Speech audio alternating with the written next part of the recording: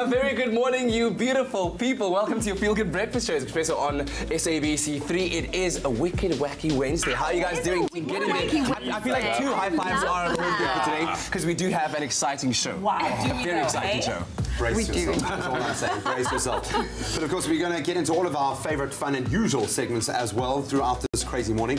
Our creative parenting expert, Nikki Bush, joins us this morning. We're going to talk about the underdog in the family. Are you the underdog in your family? Who's the underdog? We're going to speak to, are you the middle child? I don't think you were the underdog in your family. So we're going to talk mainly to parents about how to deal with an underdog in your family, how you can bring out the best in every one of your children. Excellent. Well, talking about dogs, but of another kind, these aren't going to be underdogs because an amazing Guinness Book of World Records, or whatever you call it, is being reached with 800 dogs all wearing bandanas at the same time. It's never been done before, so let's see if we can actually make it happen. That should be a what's trending story. Like just before they got into the motorbikes and cruised down the sunset. Well, listen, we'll also bring you our what's trending report, including a 5-year-old being a hero to homeless cats, and you do not want to miss out on that adorable story. That's awesome news. And then music brought to you by Van T in the studio, ladies and gentlemen. There they are, looking energized and ready to make some beautiful music for us live on your Feel Good Breakfast Show. It's going to be an amazing one. We also have... I nearly said it. I'm not allowed to say it yet. Well, a bit later you'll find it. You've got to stay tuned for that. Anyway, let's find out what else is coming up and start the day on the right kind of note, checking out the weather. Thank you so much, team, and a very warm welcome from my side as well on your Feel Good Wednesday morning, and it's going to be exactly that. But let's start off with your weather, and you can expect warm but cloudy conditions across most parts of the country, with a couple of scattered showers in parts of the country as well. Polokwane begin op 19, en styg na warmer 32, Mbombela 19 en baie warm later vandag 36 grade, Pretoria 19:33, Johannesburg 18 en 'n maksimum van 30, Mahikeng 18:34 met 'n paar donderstorms wat verwag kan word. Klerksdorp 15:31, Kimberley 12:34, Bloemfontein begin op 9 minimum en 'n maksimum van 33, Richards Bay 18:31, Pietermaritzburg 15 en 'n warmer 32, Durban starting off on 20 with a mild 24, Mthatha 12:25, East London 13:22, Cradock starting off on a cool 9 degrees minimum with the maximum of a warmer 31, Port Elizabeth 12:21, George 10:19 with some showers expected throughout the course of your Wednesday, Sutherland on the cooler side of things, 5 minimum this morning with a maximum 18, Cape Town 11:16 and some showers expected, Worcester 5:20, Springbok 9 minimum with a maximum 20, Uppington 13 and a nice and hot maximum of 32 degrees.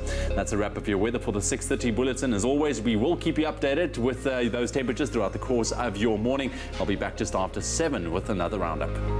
Thank you for that, Ewan. Well, let's take a first look at your traffic, starting off in Gauteng in Johannesburg. There's been an accident on the N3 northbound. That's after the Kalulis interchange. The left lane is blocked, so please approach with caution and maybe allow for some extra travel time this morning. That's where we leave your traffic for now. Another update coming your way in half an hour.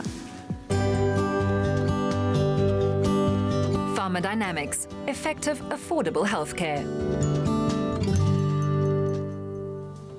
Well, yesterday the grade 12 learners wrote English paper 1 and foreign languages paper 2, and today the learners will be writing accounting. Now, we reached out to you on social media wanting to know how you are feeling ahead of your exams. So let's see what you had to say. Mokubong says, you have 3 hours, use it. Don't rush because everybody is going out. Make sure your calculations are correct. God says, morning, the advice I can give is be strong, do your utter best. You will be fine, and I must say only 3 more years for me, then I'm in the same boat as you. Very cool. Let's see. Ramakone says, good morning. I'm in grade 11. Today I'm starting with my first paper, which is Afrikaans paper 3. To the matrics, good luck and study hard. We are rooting for you. And then let's end it off here with Matthews Olifant, who says, good morning, my gorgeous Expresso presenters. Good morning, Matthews. Just be calm and think about everything you've studied and you will be okay. Thank you so much. I feel better already, and hopefully our matrics feel just as well writing accounting today. So, of course, an iconic entity, one that we really all did grow up with. The Bold and the Beautiful turns 30. Can you believe it? 30 years old this year. And we are expecting a few of those iconic stars to step into the studio. I don't want to give away too much, but we thought we'd boost your superfan status right now with some Bold and the Beautiful factoids.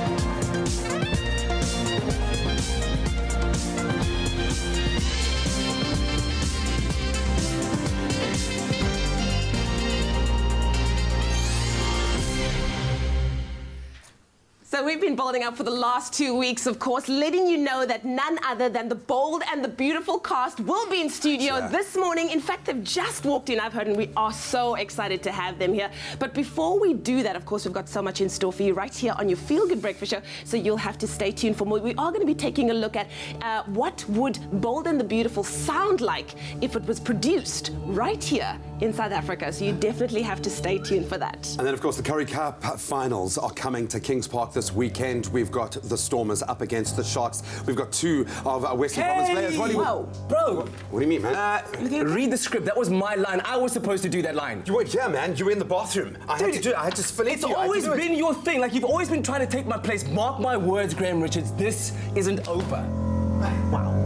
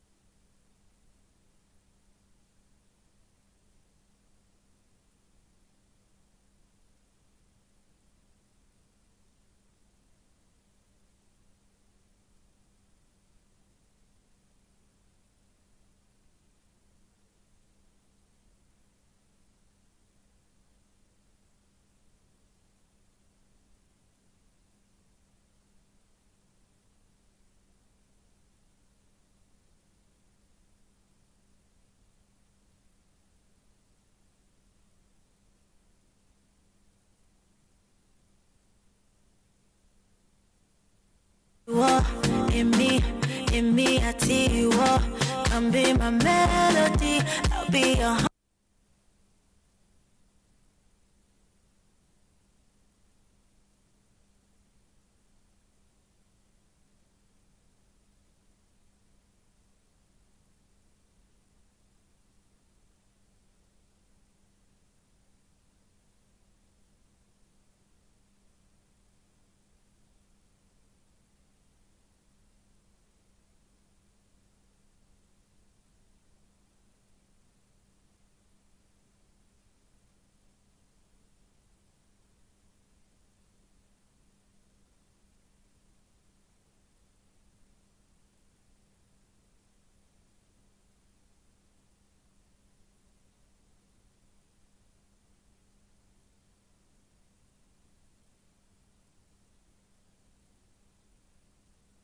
No doubt, Gwen Stefani. Yeah.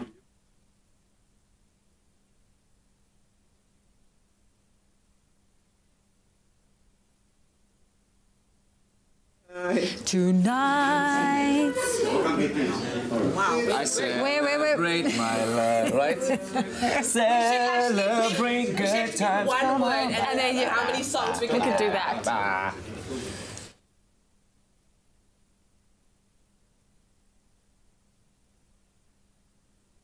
It's my Feel Good Breakfast Show.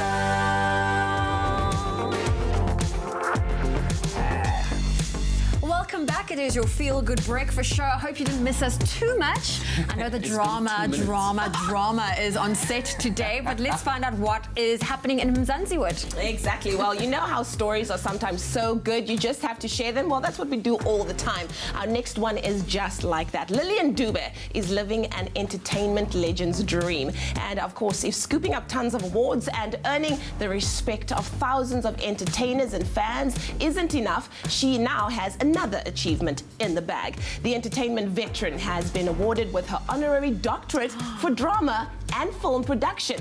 Speaking about the achievement, Lillian said that she wished her father was still alive to see her achieve this milestone. Just goes to show that it's never too late to start something, and we are very, very proud of her. Hey? Such an inspiration. That's wonderful. Yeah. That's wonderful. Well deserved. Well, somebody that we always are talking about, or have been talking about ever since the news of her pregnancy broke, Takis and Chris have been taking us along their pregnancy journey, so much so that we feel like the baby is already part of our family. Now, the latest development is that the couple have revealed the gender of their little bundle of joy, and they've done it in the most exciting and adorable way. In me, I tell you what, come be my melody, I'll be your harmony. You are in me, I tell you what, come be my melody, I'll be your harmony. Baby boy, you they blow me away, so mommy, baby, just don't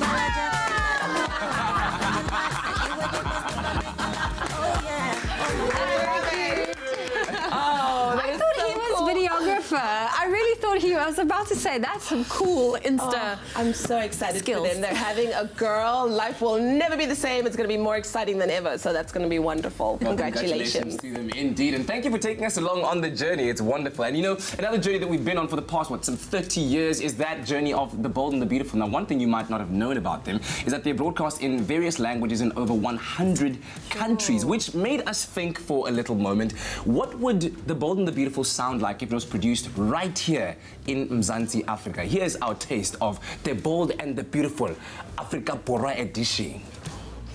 Mr. Forrester, can you hear me? Mr. Forrester. Mr. Forrester, can you hear me?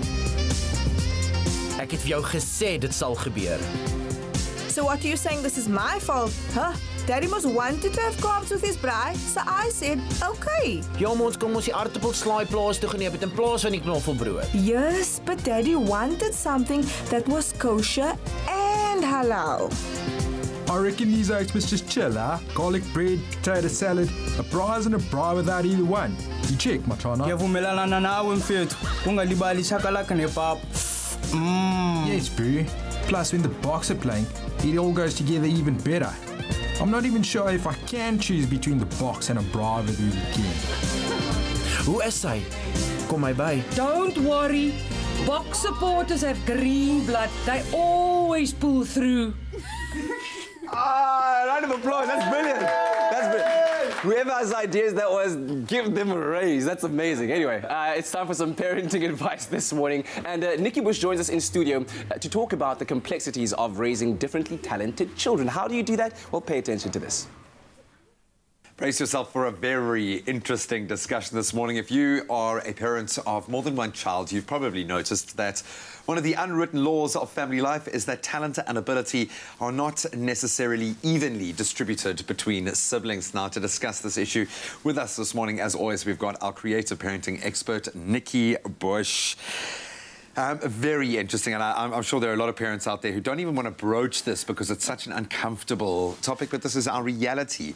And I can see it in mine, being the only male in an all-female family. I was completely different from everyone else, where my sister was amazing, I was absolutely useless.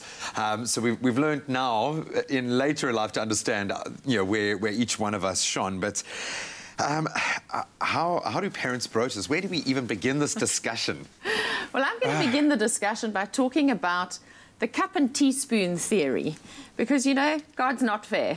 One child got 2 teaspoons of this and the other one got half a cup of this. And how does that happen? You know, you come from the same family and you've got such different children.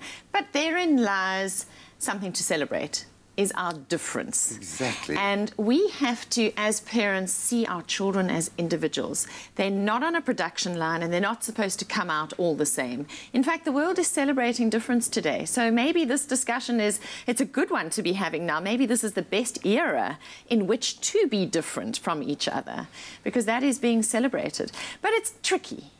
You know, if you've got one child who really is that superstar, it can be very tricky. How much of this stems from your own perception of success and failure and what you deem to be the best traits, maybe within yourself? How much of this is coming from us and how much of it is actually in the child? Children, yes, one might be brilliant at maths and the other, you know, where do we draw that line? When do we know as a parent that you know, we might be transferring some of that from ourselves? Well, in a way, your expectation of your child, and sometimes children take time to mature.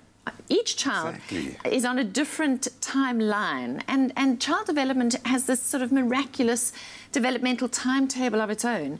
And I think it's about having the wisdom to acknowledge where each child is at, because some children, I won't say are slow learners, but they just take a lot longer to come into their own. Like, you can have a child who's quite shy in their early years, who lands up being the life and soul of the party later on. And to judge them, box them, label and categorize them too early can be detrimental to their future development. But I think what we're also talking about here is that in one family, say, of 3 children, it's likely that one child is going to be the superstar and get all the accolades and all the prizes. I mean, I know children whose parents have to bring a trailer to school at award ceremonies evenings because they walk away with everything, you know. And I think it's quite hard living in the shadow of a superstar sibling. And I think a lot of it stems from, you know, that child's individual journey and how you then foster a sense of growth or a desire to grow and develop in light of all of that. And we're going to delve into that a little bit later. Maybe you've got some interesting thoughts on the subject matter. You can, of course, post your comments on our social media pages. Are you dealing with a bit of an uneven distribution of talent within your family, or is it all a perception? You can let us know on our social media platforms. Thank you so much, Graham and Nikki. Now for a story that's going to get those tails wagging. Now, joining us this morning, David Roach, Managing Director of Dotshire, and he is inviting dog owners in Gauteng to join them in their attempt to break the Guinness World Record for the largest gathering of dogs wearing bandanas. David, I think this is very cool. Welcome to Expresso. Thank you. So firstly, what's the idea with the bandanas and the dogs wearing them all at one spot? Well, it's more around the concept of raising awareness about combating animal abuse. So we partner with, being a pet insurer, we partner with the Animal Anti-Cruelty League. And these guys are solely reliant on donations from the public or corporate sponsorships. And instead of just giving money, we felt, you know, it's our duty, having a platform, being an insurer, to really combat animal abuse ourselves. And raise awareness and try and raise funds through the public. And what better way to do it than try and break a Guinness World Record, right? Absolutely. It's not something that you do every day. And there's a little bit of extra skin in the game because the current record holders are the RSPCA in ACT Australia. Right. So you know how the competition goes with South Africa and Australia. So yeah, absolutely. Hopefully we can do one over. Yeah, it's very thick. What is the current record? 764. Okay. So I'll be happy if we get 765, but I don't want to squeak by that close. So we're actually aiming for 800. Yeah, no, absolutely. I mean, so you can hold on to that record for a while. But I can only imagine it's going to be a brilliant sight seeing all of those dogs in one place. But like you've mentioned, it's for a very good cause, the Animal Anti-Cruel. Personally for you, I mean, why is this a cause very close to your heart? Well, like I mentioned, I run a pet insurance business, so, you know, animals are very dear to us, and I think it's a problem within society just to educate people and raise awareness about abuse. And abuse comes in many forms as well. So, like I said, we feel we have a responsibility as a business to use our platform to raise awareness, to educate people, and hopefully we can reduce the amount of incidents that are occurring currently. And I'm very, very happy, I mean, that, you know, that there's people like you behind our four-legged friends, you know, really taking care of them. So it's going to be taking place this coming Saturday. What are the guidelines for the people wanting to come through? Sure. So they should register online. We recommend that they go to our website. It's dotshire.co.za, or they can visit our Facebook page. It's Dotshire Pet, and pre-register. They can register on the day. Okay. It's at the Big Red Barn next to Irene Village Market in Pretoria, and so we're encouraging all public from Johannesburg and Pretoria regions to come out and participate. Bring their pets with. And it starts around about 7 o'clock. It's obviously a small window that we have between around 7 and 9 o'clock to try and get the gathering together, and hopefully be part of a record-breaking attempt. Awesome stuff. David, thank you very much for joining us this morning, and all the best, man. I really do hope that you smash that record. Great. It's going to be amazing. All those details as to if you would like to pull through for that Guinness World Record is on the screen right now, but it is taking place, like David said, at the Big Red Barn in Gauteng. That's on Saturday, the 28th of October, starting promptly at 9 a.m. So make sure that you get there and be part of this historic event. Well, we live in a time where we need more heroes, and there's one that's only 5 years old and taking over our What's Trending report. You do not want to miss out on that. And once we've softened you up with those cutesy stories, we're going to hit you right in the feels. Van T are here, the superb styling, sounding absolutely amazing this morning, guys. Always great to have you here. You don't want to stray too far.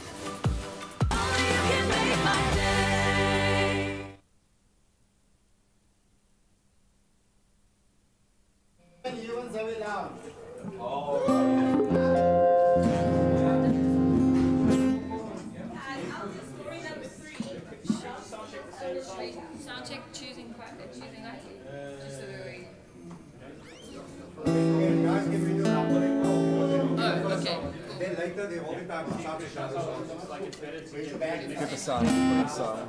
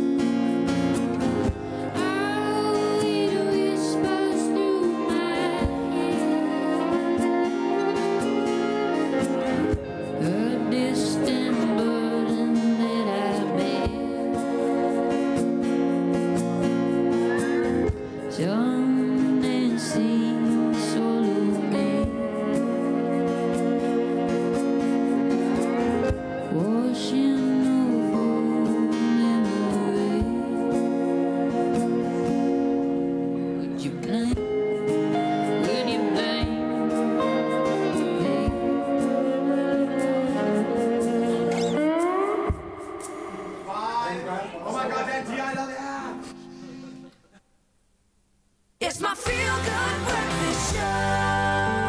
At Samsung, we develop technology so you can live life. Samsung, a way of life. Well, welcome to it. This is your Feel Good Breakfast Show, Expresso, right here on SABC3. Lovely to be hanging out with you on this Wednesday morning. Let's quickly push that pause button. It's time to check out some of the funny, interesting and random things that we've stumbled across on social media. Absolutely love it. What's the stories there, guys? Can we add eerie? Eerie? Really? There's an eerie story this morning. 4 eyes. Are you afraid of the dark? Now, this particular picture, it's got 443,662 likes, okay? Whoa. And this is why. Maybe it's Halloween, but this famous Instagram user, she posted this picture of her dog and her cat with their glowing eyes. And that's a poodle. I don't think a poodle has ever looked that scary, ever. But she, like, and the caption is like, what would you do if you got home to this? I know. I would just walk out the door. I would not go home. There we go. They just... Don't go closer, come on. Well, I promised you earlier we'll introduce you to a new little hero. Now, he's only 5 years old. His name is Sean Griffin, and what he does is he actually dresses into a costume and volunteers his own time to go and rescue stray cats off the street. And he also makes sure, you know, that they get homes, they get fed. He makes sure that they get love and attention, but all of that is being done in a superhero costume. Oh man, he's got quite an array of superhero costumes. I like the fact that the Batman costume was too big for him. It didn't even come like down to his eyes. It's more of a bat hat. There we go, look at that. Oh, that's very cute, man. Maybe I'll sponsor him a Superman outfit soon. Get a man as well. Thank you so much, guys. Very, very cute indeed. So let us know which hashtag, video or story has caught your attention online this morning, and then you can share your thoughts with us online on our Facebook page and on Twitter using that all-important hashtag Expresso Show. Right now, let's get some music from Van T. Yeah, it's time for some music, and it's wonderful to welcome back super talented singer-songwriter Van T. A year since she performed on our Feel Good Breakfast show just before taking off on her 2016 European tour. And here she is performing Rumble and Crawl.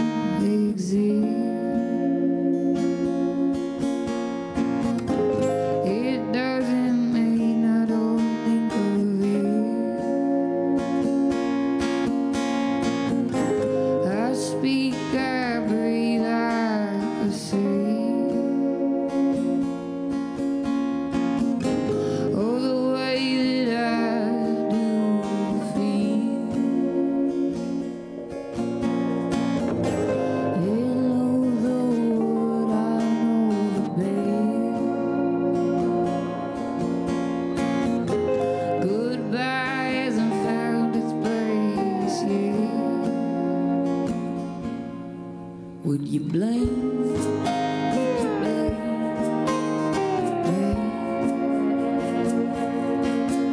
Would you blame? Would you blame me? In the air like transcendent peace, I am, but I still can't see.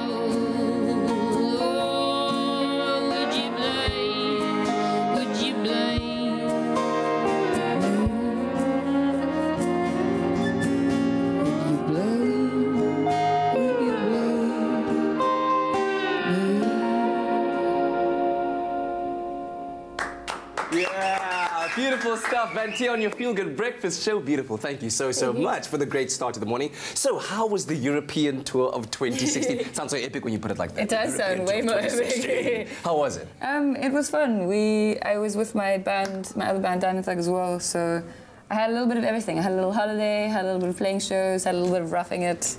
Roughing it in Europe. I'm glad you make it back in one piece. Well, thank you so much. We're looking forward to hearing more from you on your Feel Good Breakfast show this morning. But firstly, can I just give a quick shout out to the drummer? Cover the socks on that guy. Also playing the drums with no shoes and with the licorice also on his socks. That is so cool. Anyway, let us know on our Facebook page what you thought about that performance. Of course, that's Expresso Morning Show, SABC3. In the national news, the 2016-2017 national crime statistics show murder and aggravated robberies have continued an upward trend. Speaking in Parliament yesterday, Police Minister Fikile Mbalula revealed that despite decreases in overall serious crimes, murder has gone up by 1.8%, while aggravated robbery increased by 6.4%. Mbalula says although the statistics show that crime is generally down, violent crime remains a problem. The National Assembly has unanimously passed the International Arbitration Bill aimed at making it easier for foreign investors to resolve their disputes. The bill not only aligns national law with international arbitration procedures, but disputes covered by the new bill will be eligible for arbitration and conciliation under the United Nations Commission on International Trade Law. Government hopes the new bill will strengthen the country's trade and investment position. Now moving further abroad, Austrian Conservative leader Sebastian Kurz says that he will try to form a government with the controversial right-wing Freedom Party, the FPO, following his victory in last week's election. After meeting all the other parties in Parliament, Mr. Kurz chose in a widely predicted move to open talks with a group that shared some of his key policies.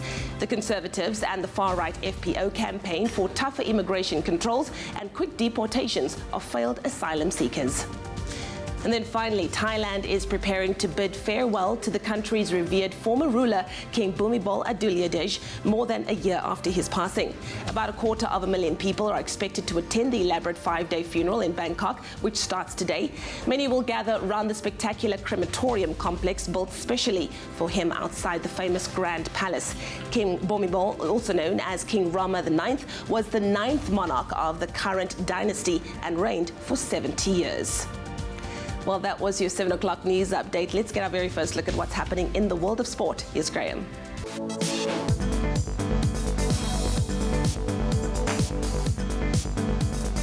Not the best news to kick us off this morning, as Cricket South Africa announced yesterday that the Proteas will be without captain Faf du Plessis up until the end of December. Now, du Plessis is going to be on the sidelines for up to 6 weeks as he recovers from a lower back injury he picked up during his side's 201 victory over Bangladesh on Sunday.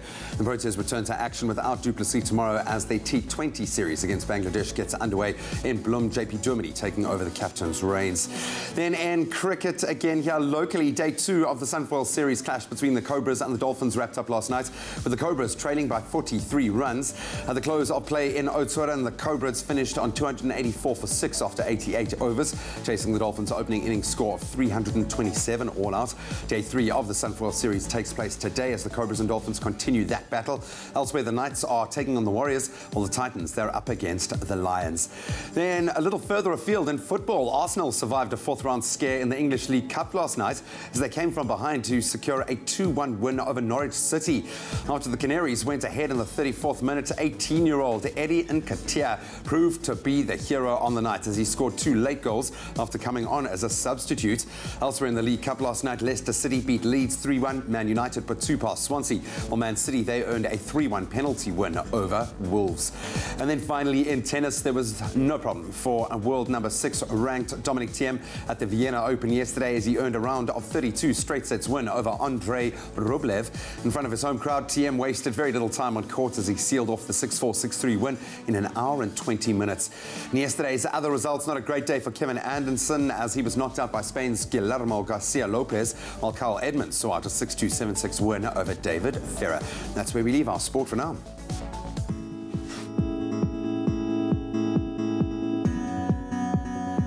Well, let's take another look at your roads, starting off in Gauteng, Johannesburg. There's been an accident on the N3 northbound after the Gululis interchange. That left lane is closed, so please approach with caution. Then in Gauteng in Johannesburg, there's also a stationary vehicle on the N1 northbound just after the Golden Highway. That right shoulder is also obstructed. Please approach with caution. That's where we leave your traffic for now. Thank you so much, Zoe. Well, it looks like it's going to be a warm but cloudy day for most parts of South Africa, with a couple of scattered showers expected in certain areas. A little bit cooler temperatures can be felt down in the southwestern region of the country, but we'll run you through quickly. Polokwane begin op 19, dit styg na warmer 32, Mbombela 19 en baie warm later vandag 36 grade. Pretoria 19:33, Johannesburg 18 en 'n maksimum van 30, Mahikeng 18:34 met 'n paar donderstorms, Klerksdorp 15:31, Kimberley 12:34, Bloemfontein 'n koel 9 grade minimum, maar 'n warm 33 later vandag, Richards Bay 18:31, Pietermaritzburg 15 and a maximum 32 degrees with a couple of showers as well. Some showers for Durban today as well, 20 minimum with a mild 24 degrees, Mthatha 12:25, East London 13:22, Cradock 9 minimum and a warmer 31 degrees, Port Elizabeth 12:21, George 10:19 with some showers expected for today, Sutherland 5 minimum and staying cool with the maximum 18. Cape Town also on the cool side of things, 11 degrees minimum with a maximum 16. Worcester 5:20, Springbok 9:22 and Uppington 13 minimum with a nice and hot maximum of 32 degrees. That's a wrap of your weather for the 7 o'clock bulletin. One more update heading your way in an hour's time just after 8. Spend 400 Rand or more at BP. Swipe your Avios card and you could win big. Make your dream holiday a reality with hashtag BP Fuel My Festive. Well, in the lead up to Expresso hosting some of the cast members from The Bold and the Beautiful, we've been running a competition on social media for fans of the popular soap. And the prize is to meet the cast members live in our Expresso studio. But before we do any of that, let's head to social media to see some of the responses that we had with regards to our competition, asking why you are the biggest fan of Bold and the Beautiful. Well, Sharon Rose Jackson says, I make sure I do not miss a program. My fiance scolds me and says I'm just like these people, and when he comes on a Friday, I pretend not to watch, but come Monday morning, I'm watching it again. I love all the drama. Teresa says, I have watched ever since it started 30 years ago. I am 70 years old, and it's the only soapy I ever watch, always. Eloise says, your mother's your cousin, your brother's your uncle, your son might be the niece you've always wanted. Drama, drama, drama. Who needs a reason? Dis mos lekker in die cup. And then, of course, Mandy also says, please, I nominate my mom because she's one of the biggest fans. Well, if you think these are cute, why don't you actually meet the winners of our amazing competition? Beautiful. And blow a kiss. You've got to blow a kiss, a very dramatic kiss. Mwah. There we go. Mwah. Well, as you can see, lots of excitement on your Feel Good Breakfast show as the cast from The Bold and the Beautiful is hanging out with us this morning. But before we get to it, this iconic entity is celebrating 30 years. So we thought we would share some factoids with you to boost your superfan status.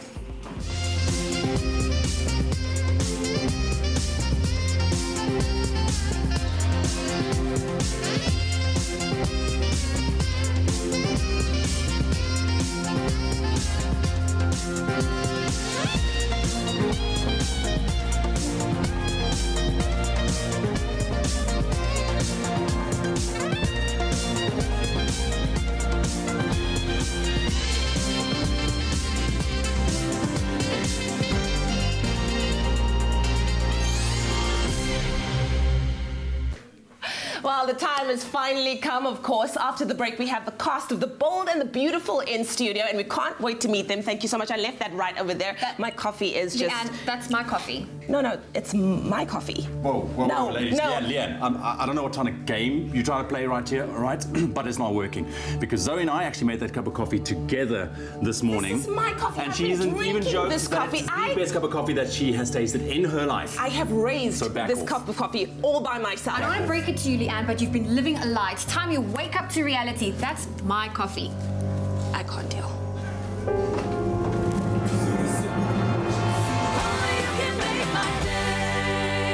What's your dream holiday? The call of the wild at a game lodge or living it up among the bright lights of a big city? Well, make that dream holiday a reality with hashtag BP Fuel My Festive, and you could win one of 21 dream holidays every week from 2 October until 15 December. All you have to do is visit a BP fuel station, spend 400 Rand or more and swipe your Avios card. You can get your Avios card for free at BP and swipe to enter the greatest festive competition. Hashtag BP Fuel My Festive.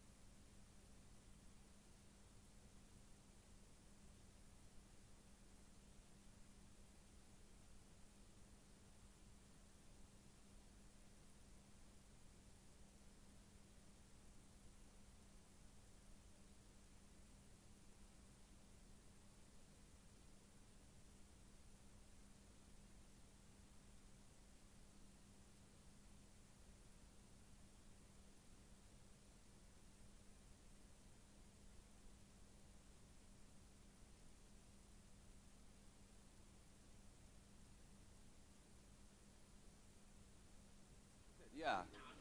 There where you make the subject look superior because you are. So deliver it and go.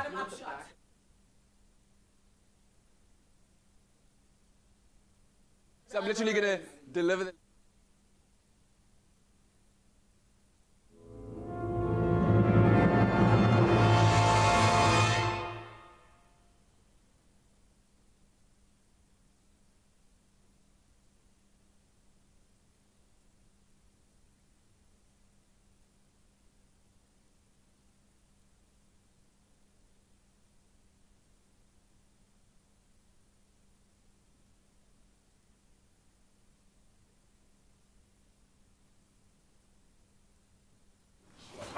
Eh? Kya papa? Wanyela.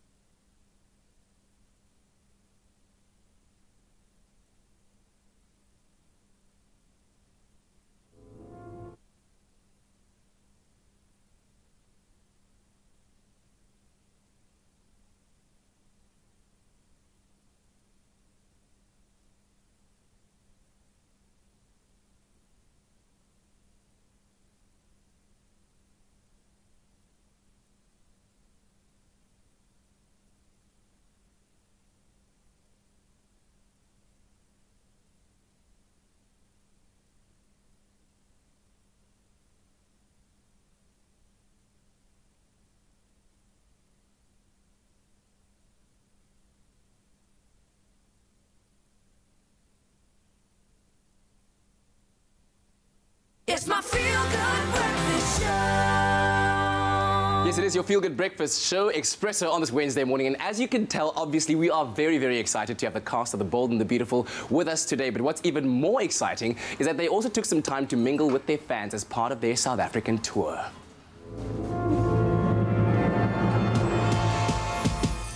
The cast of the global hit soapie The Bold and the Beautiful are jet-setting to countries where the show is broadcast, and some of its leading stars came to connect with fans in our Rainbow Nation as part of the show's 30th anniversary celebration.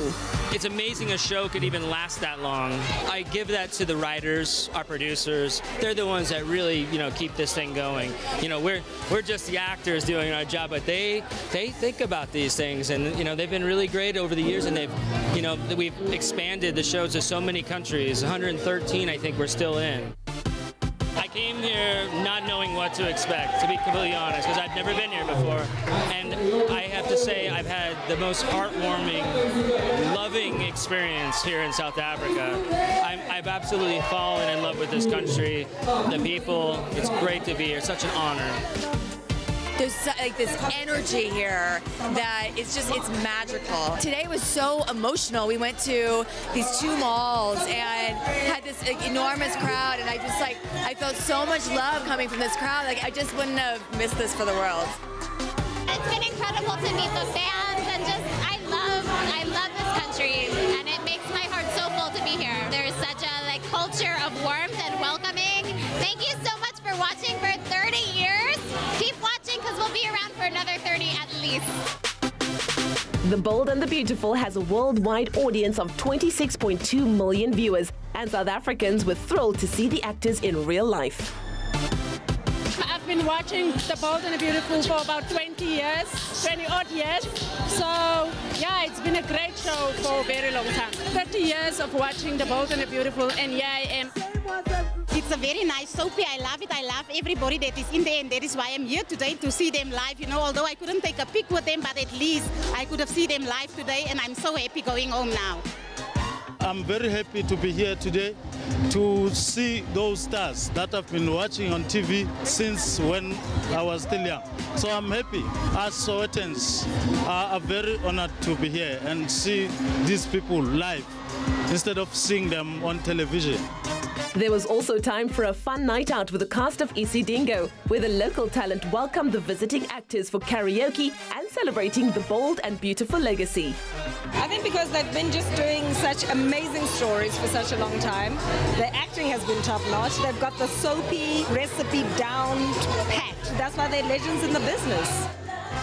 I grew up with this, Days of Our Lives, Bold and Beautiful, all that, so it's starstruck, but such nice people, man. I can really say some of the nicest people I've met, and I think, you know, they're a family as well, and they're rocking it, man.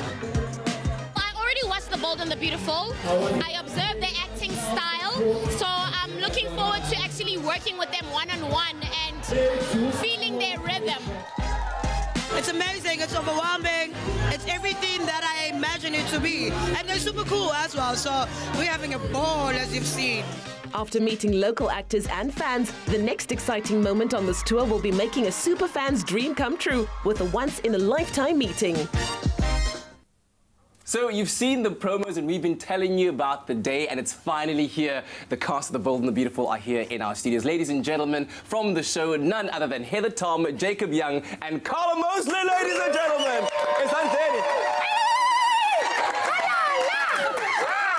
Wow, the excitement is real, guys. Welcome to the show. Thank you so much. We're so happy to be here. It's so good to. So did you feel all the love from all the SA fans when you were doing your mall visits and interacting with them? It was like nothing I've ever experienced before. I mean, we got to these malls and there were just thousands of people, and the energy was just unbelievable, and so much love coming out of it. I found it to be very emotional. Like I actually started crying. Yeah, I think feel is an understatement. We were all sort of bowled over. Overwhelmed. Yeah. But it was amazing all at the same time. You know what I think did it when you guys did that promo for us, and you started off and you said Mulwaney. Like you did that so well. It was like he's one of us. I was just like, I'm sure I'm insulting somebody with what I'm saying here. Super well. So thank you very much for that as well. But let's quickly talk about the show, Jacob. The fact that it's been around now for 30 years. This is all part of the 30-year anniversary. For you personally, what is it like being part of this incredible show? Because we grew up on The Bold and the Beautiful.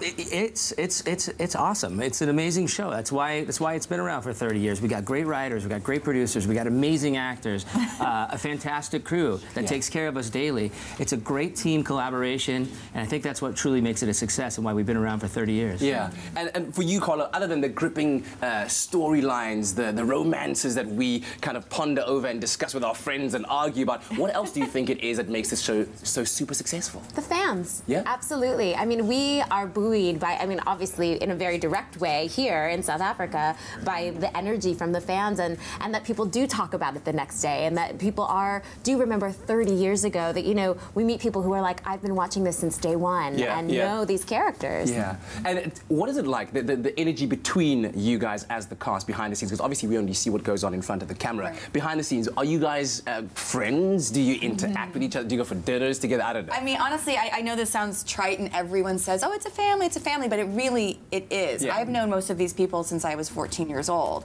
and so I've grown up with the crew. I've grown up with a lot of these actors, and we genuinely like each other. We actually we have actors' dinners when only the actors are invited, and we get together and just have a good time. That's amazing news. And I mean, I found out to my surprise that you are broadcast in various languages, over 100 countries. Yeah. Did you see our South African take on your show?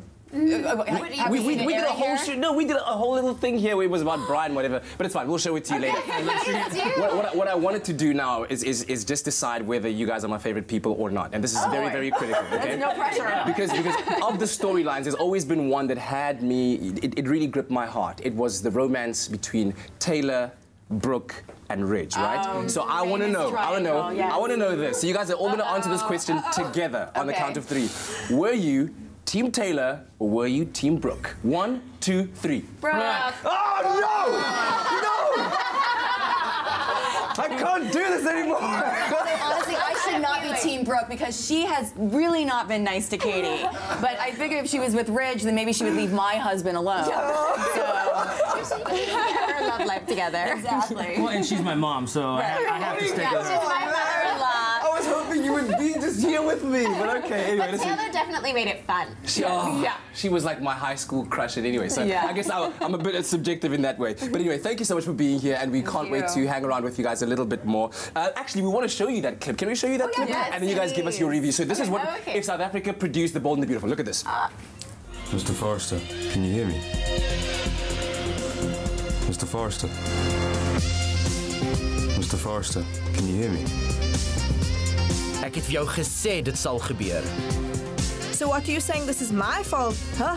Daddy must wanted to have carbs with his bride, so I said, okay. Ja, ons kom ons die aardappelslaai plaas toe geneem het in plaas van die knoffelbrood. Yes, but Daddy wanted something that was kosher and halal.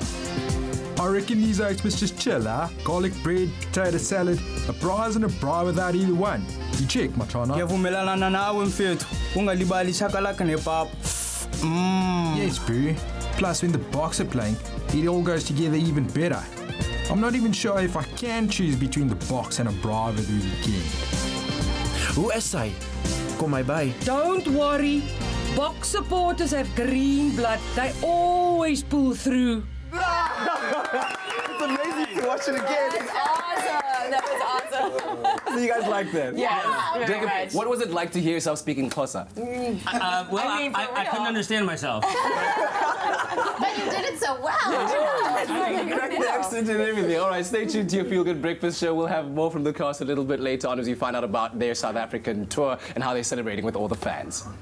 Such exciting times on our Feel Good Breakfast show. Now, last night was one of the biggest events in our country's fashion calendar, and it went down in Johannesburg. I'm talking about South African Fashion Week. It was a night filled with the best in fashion and beauty from some of the country's most talented. We've got Nick Strelitz, our Expresso fashion editor, and he was on the ground. He is joining us online from Johannesburg with all the night's highlights. Good morning, Nick. Hey, Nick. What up? What up? How are you? We are so jealous we can't be at SA Fashion Week, but tell us what went down last night. It was literally probably the glamorous night of my life, and I've been to some glam affairs. But listen, we always talk about how many fashion weeks there are because it seems like there is one every other day. But this one really has to be the standout. It's really where the true talent comes out. Wow. And it's sort of on an international level, which is what I like to see. The standard is set very high. Oh, and there was also food, which is nice. So models can eat at South Africa Fashion Week. They need to.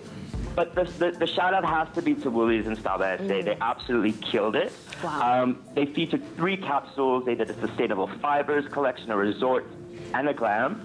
I mean, this is just real fashionability and W Beauty setting the beauty trends for the night with our man Sir John. Yeah, Sir John in the house. Sir John? I do remember Sir John. Now, Nick, why is the Style by SA capsule the hottest ticket this season? What makes it so incredible? Well, it's incredible from a stylistic perspective, yes, but it's really an initiative. It's about celebrating local, proudly South African design and talent. So Woolies is nurturing the sort of next great generation of designers, you know, giving them them tools, resources, and know how to build sustainable businesses. So, it's more about, it's not just about the night, but it's about longevity and developing South African creativity. Cool. I really love that. Now, Nick, we know that Fashion Week's not just about the fashion, but also who attends. Can you tell us some of the faces you saw last night? I can. I love me some drama. Do I not? That is my tagline. Darling. Okay, there wasn't actually much drama. I was lucky enough to attend, obviously. There were some amazing celebrity sightings. First off, shout out to Ayanda Tabeta and Lorna Maseko, who, can I just say that I styled them myself? Is that They right? looked amazing. They looked Can I shout absolutely myself out? stunning. Well done, Nick. Okay, patting myself on the back as we speak. They were alongside people like Lulama Wolf, who's a big fashion and beauty blogger. Also, Trevor Stearman and Glenna Beloy just absolutely killing the look. Bringing sort of African heritage and culture into sort of contemporary fashion, which I love. And then brace yourself, the standouts. Nomzamo Mabata and the queen herself, Miss Banang, slaying in red. Flames. I almost built up the courage to go say hi to her. I think I circled her a few times. And then I chickened out and I ran away crying. Oh, Nick, thank you so much. You're welcome. Yeah, for keeping us on the pulse with everything that went down at SA Fashion Week. Can't wait to find out more from you. Well, another season under and another inspired Fashion Week under the belt. Our thanks to Nick Strellis for calling in. And if you guys at home would like to shop the must-have collection this season from Woolworths, WBTU and Style by SA as seen on the runways, head online to www.woolworths.co.za or check out our Expresso Facebook and Twitter pages for links to shop now. Well, we are continuing that feel-good feeling and we are sharing in those success stories, and we're getting inspired and motivated by all of you out there that have been joined the 7-week Woolies #StartWith challenge. So we thought we'd share some of the greatest personal triumphs that you have posted about. Exactly. Well, we are halfway through the challenge and everyone knows this is the point at which some much needed motivation goes a long way. That's exactly what Chantal Terblanche did yesterday as she posted an inspirational quote with the words, "No one can take this journey away from you. Remember why you started, have fun and be kind to you." With support like that, we are sure that we'll definitely be able to keep going right up until the end of this challenge and beyond. Oh, that's absolutely incredible. Now, this journey is also about sharing great food tips, and that's exactly what Giselle Versveld did. What she posted, a simple, rice cake snack with avocado, tomatoes, rocket, and some love. Now, Woolworths suggested adding hummus to round off the meal, and with tips like this flying around the community, it's so easy to get the help you need, and for what your wellness journey that #StartWithNeeds. That's right, it's so easy to join the #StartsWith challenge. Simply go onto the Facebook page and search Woolworths Starts With Challenge, then click join and be part of the community that is motivating each other to share what their journey to a better them #StartsWith. You can also SMS the keyword starts with to 33728 to get the event link sent straight to your phone. Each SMS costs R1.50 and no free SMSs apply. I can't talk to you, man. I can't do it. Look at me, man. No, I can't talk to you, man. I'm going to take a break. We're going to get into keeping yourself safe on payday. Okay, and then also I'll be chatting to the latest winner of the 300,000 Avios prize. Will you look at me now? That is amazing. Stick around for that after the break. Look away. No, I can't. I can't. I can't look at you, man.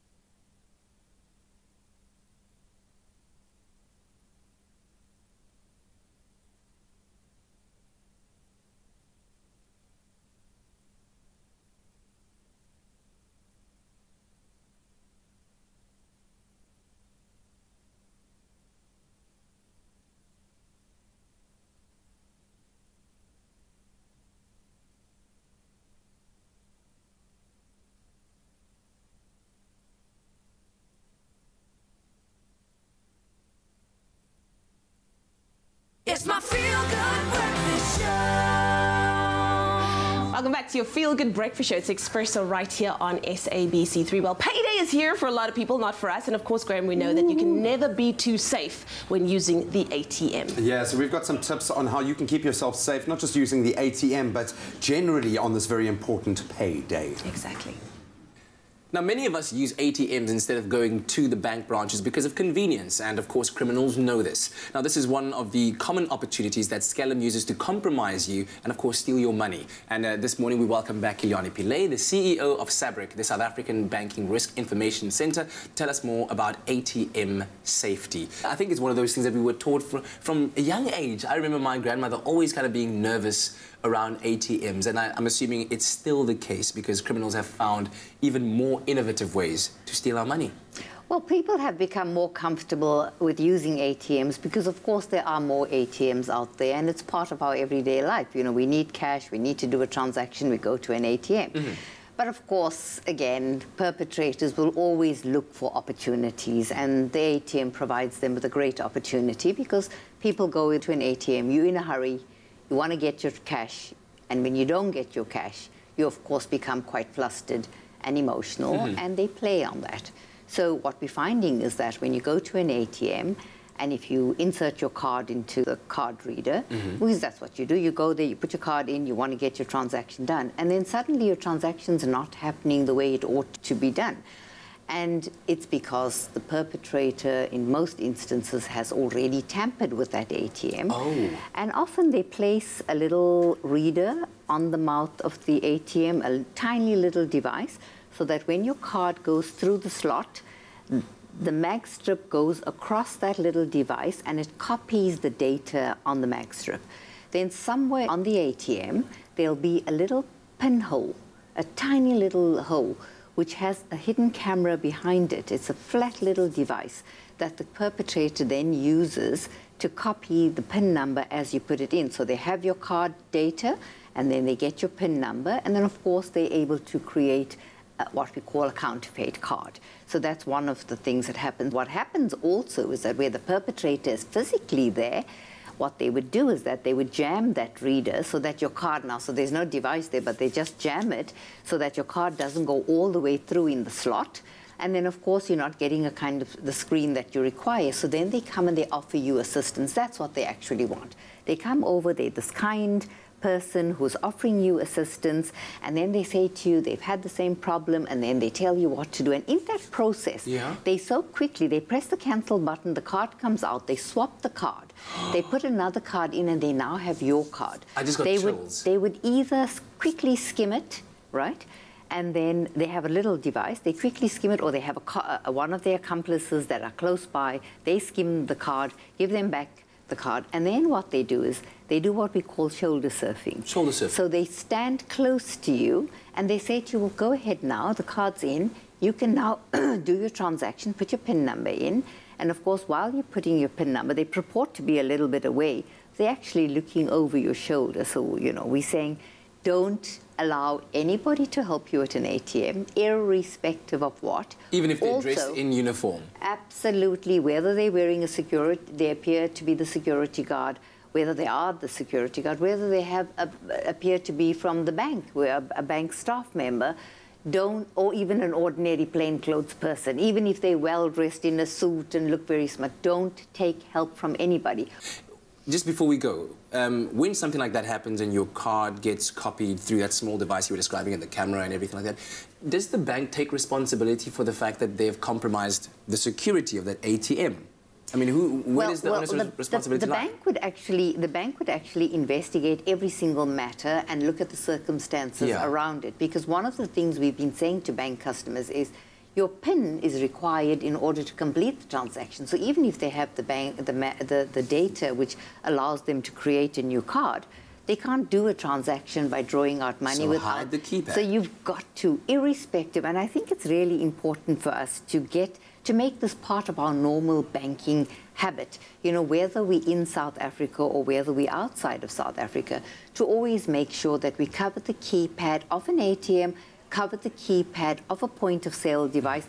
Don't feel shy. that somebody's standing close to you and thinks they don't trust you. Yes. Don't trust anybody. Yeah, because a lot of people could think, oh, I'm old school. They think I'm an old woman or an old man by doing this. It's rather better to be cautious. Yes. So thank you Yes. very much, Kilani. Always appreciate your time with us here. And yes, indeed, be cautious of those strangers offering to help you at an ATM. They could be trying to distract you in order to get your card or your PIN, and at the end of the day, of course, your money. Now, if you're looking for more tips on banking safely, visit the SABRIC website, and you can also find them on Facebook and on Twitter so that you can hashtag Wise Up and watch out.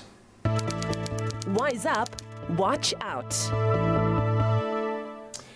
So right now, a chance to make your holiday dreams a reality by filling up at BP. Now, until 15 December, BP are giving away 21 dream holidays every week, and you could be one of the lucky winners of 300,000 Avios points by entering the BP Fuel My Festive competition.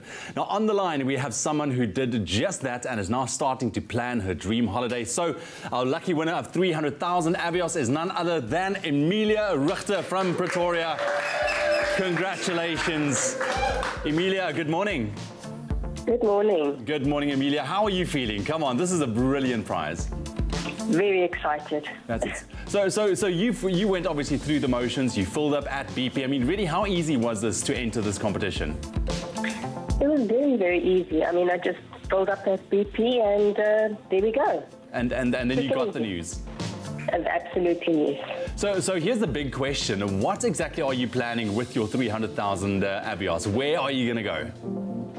Sure. Well, you know, basically, with the world at my doorstep, choosing a destination is not an easy decision. There are so many countries I would love to visit, but I would say my top 3 destinations are Venice, Athens, or Beijing. Well, either of those 3 are going to become a reality. Emilia, thank you very much for entering, and congratulations once again. Enjoy it, and promise to send us pictures, okay? Thank you. And thank you to Avios and their associated partners for this incredible prize. Awesome stuff. You. Emilia, have a lovely, lovely day and enjoy that prize. Man, that's absolutely amazing. Now, you can also be a winner by filling up with 400 Rand or more at any participating BP station. Then swipe your activated Avios card and you will automatically be entered into the Fuel My Festive competition. Now, if you don't have an Avios card, all you need to do is to collect one from a participating BP station, register it on avios.com and start accumulating those entries by swiping your card every time you fill up with 400 Rand or more. And for more info and T's and C's, you can visit our website, expressoshow.com or bp.co.za. Now, if you consider yourself a fan of The Bold and the Beautiful, as are we are so delighted to be celebrating this iconic entity that is turning 30 years old this year. Now, if you do consider yourself a true fan, do you know enough? Well, if you don't, pay attention to this as we share a few factoids.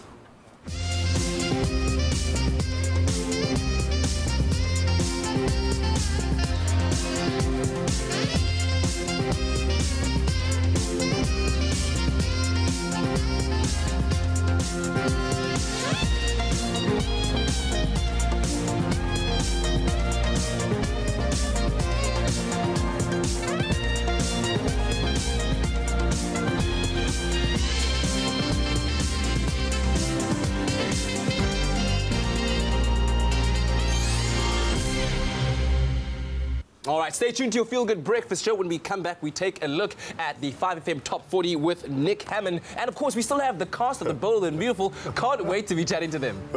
Not with those shoes, I hope. You know, it's been 7 years I've been doing this. And every single time, I'm the butt of the joke. This doesn't end here.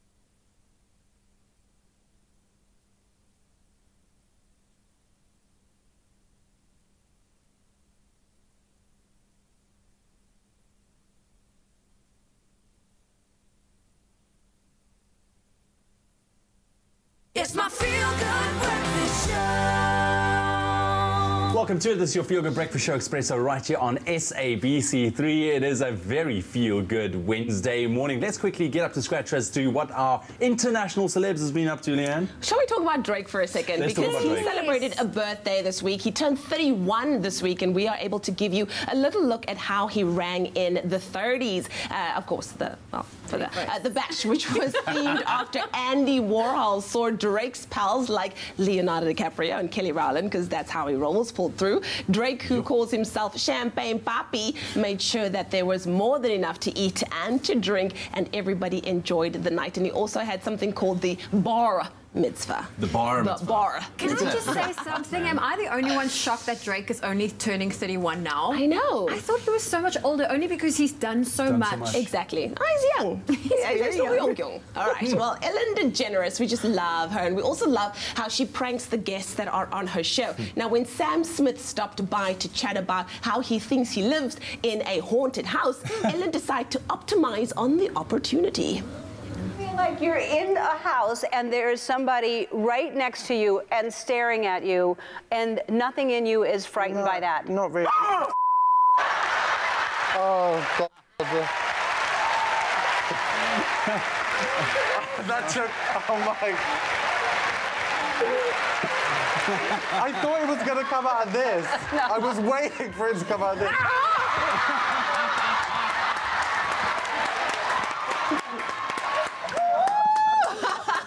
She got him twice. That was brilliant.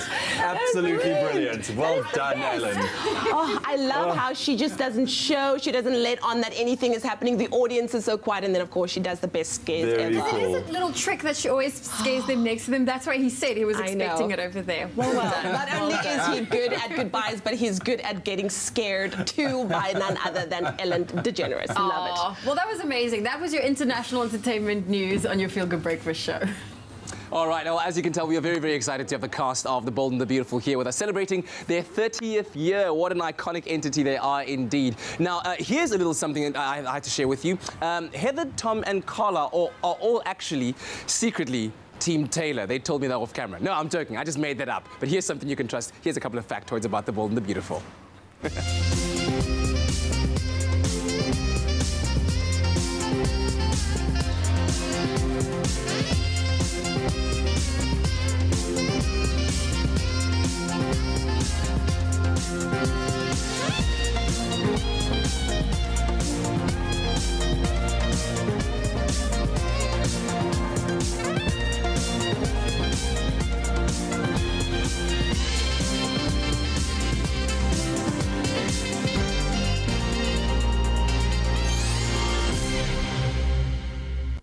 Well, it's Bold and the Beautiful takeover on Expresso this morning. And speaking about takeovers, it seems that's exactly what Heather, Tom, and Jacob Young, as well as Carla Mosley, have done on their visit to South Africa. From karaoke's to meet and greets, they've been casting a fan-demonium wherever they've gone. Like what I did there, fan-demonium.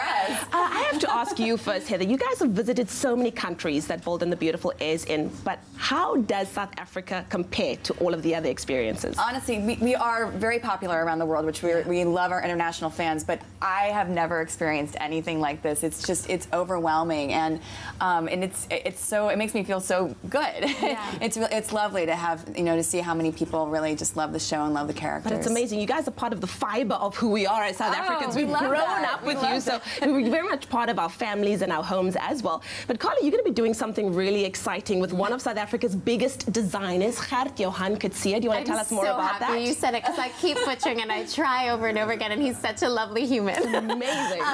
I'm so excited to walk in his show tomorrow. We fit dresses on Sunday, because every day has run into each other. It's been so packed, but a few days ago, and his gowns, it was like which one to choose. He's just such a forward-thinking designer, and they're just stunning. So I'm really excited to walk tomorrow. Exactly, but also such a beautiful person inside and out, hey? Absolutely. You would never say he's such a huge designer. What I love is that he's linking childhood literacy to his show tomorrow, and so I brought a couple of books, some of my favorite children's books that are signed for some of the kids. That's amazing. And then Jacob, I have to end off with you. Now, I know that you guys have had amazing experiences. Being on Expresso would be one of them. Can we make some noise, please? Yes? Come on. But what have been some of your other standout experiences? You know, I think the one that impacted me the most was when we went to Soweto and we went to Mandela's house and learned a lot more about the history. You know, we know a bit and we're taught in our history books in the States, but being there and listening to the people that were running, you know, the museum and the house and explaining to us about the tragedies of his life and losing his children, and I mean, it was just so powerful. So that really stands out to me the most. Yeah, well, South Africa has such a rich history, and we're so happy that you got a chance to get an experience of that as well, and that we got to experience having you here. It's been absolutely amazing. Heather, what was a standout moment for you? I think that was definitely one of them as well, and I also just going to the malls have just been unbelievable, and meeting the fans and just seeing like the enthusiasm. It's just it was, you know, just amazing. I've never experienced anything like that before. Do you find that there are some crazy fan moments where people actually speak to you as though you were the character and maybe like ask you, why did you do that? Oh, absolutely, absolutely. I had a fan moment one time where somebody came up to me and they're like, I'm going through what you're going through right now. Really? My husband keeps sleeping with my sister. No way. And I'm like, oh, wow. Wow, that's, well, good luck with that. And they're like, well, as long as the kids are all right, whatever. Yeah. And have you had anybody that's maybe, you know, really come out aggressively towards you for, you know, one of a bad guy moment that you might have had on the show? Oh, gosh. I mean, I had one fan too. I stole a baby on another show, and like somebody walked up to me and they're like, "You give that baby back," and I was like, "I don't have it for real." Wow. People. So yeah, really, maybe I'm the only one that has the crazy fan moments. But the fans are so lovely. Most, like the overwhelming majority are just so happy to talk, and you know, not in an aggressive way, but sometimes in a way that doesn't separate us from our characters, for sure. It's pretty awesome. Do you have maybe any teasers for us with what's to come in the future with regards to your characters? We promise we won't tell anybody. Oh yeah, nobody. It's just between all of us. 1 million of us. 12 million. You know, I think there's for Rick and Maya, it's so much now that we're married and have a child. It's about exploring the ups and downs of being in a partnership, and we have the fortune of being one of the few in a long-term partnership on the show. It's kind of rare. If you haven't noticed. And I think we're really excited to tell that story, and especially, you know, with the surrogacy and everything that's happened so far. There's some fun family stuff to come. The Avant family, Well, I'm happy that we get to see you together because, of course, as soon as a couple gets married on a soapy, it's a matter of days before it all ends. So, thank you so much, you guys, for joining us. And, of course, we're going to be having the cast, not the cast, well, Heather, Jacob, and Carla with us throughout the show. And we want to thank them for stopping by and visiting our Rainbow Nation as a whole. The bold and the beautiful fun continues on the show this morning, so stay tuned.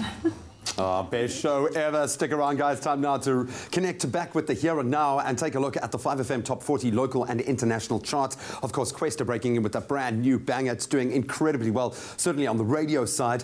But can Sam Smith survive the antics on the Ellen Show and keep that #1 spot on the international charts? Let's find out from Mr. Nick Hammond.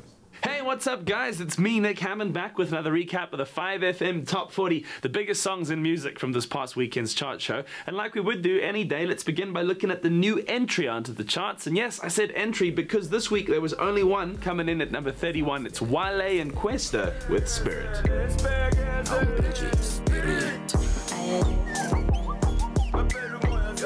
Time to take a look at my move and shaker picks for the week, and I've decided to go with local for my first selection. It's gone from 23 to 16. It's Good Luck and DJ Ganyani with Fading.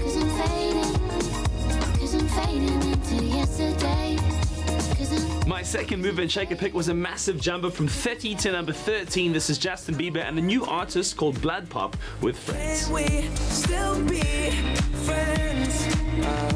Can we still be friends? Alright guys, time to check out the top 10 biggest songs in music from this past weekend. Beginning at number 10, it's Logic and Alessia Cara with 1-800-272-8255. I want you to be alive. I want you to be alive. You don't gotta die. Then coming in at number 9 this week, it's super hot, it's super tight, it's super cool. It's Post Malone and 21 Savage with Rockstar. When my homies pull up on your block, they make that thing go grata-ta-ta. Sitting at number 8 this week, it's incredible to see how he's still popping out singles from his album that came out at the beginning of the year, Divide. It's Ed Sheeran with Perfect.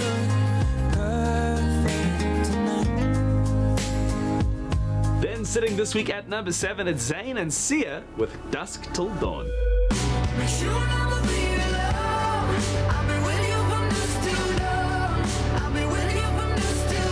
This week's number 6 is a former number 1. They say not doing as well as they hoped it would. It's Taylor Swift with Look What You Made Me Do. I check it once, then I check it twice. Oh, look what you made me do. Look what you made me do. Then sitting halfway through the back end of the top 10 this week at number 5, also a former number 1, it's Pink with What About Us. What about us? What about all the times you said you had the answer? After just 5 weeks in the charts, they've jumped to number 4. It's Camila Cabello and Young Thug with Havana.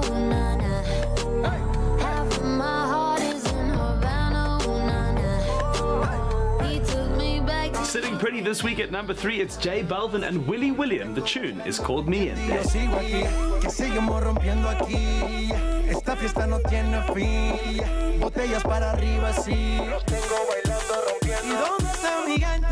It went to number 1, then it dropped to number 10. Now it's back at number 2. It's Maroon 5 and SZA with What Lovers Do.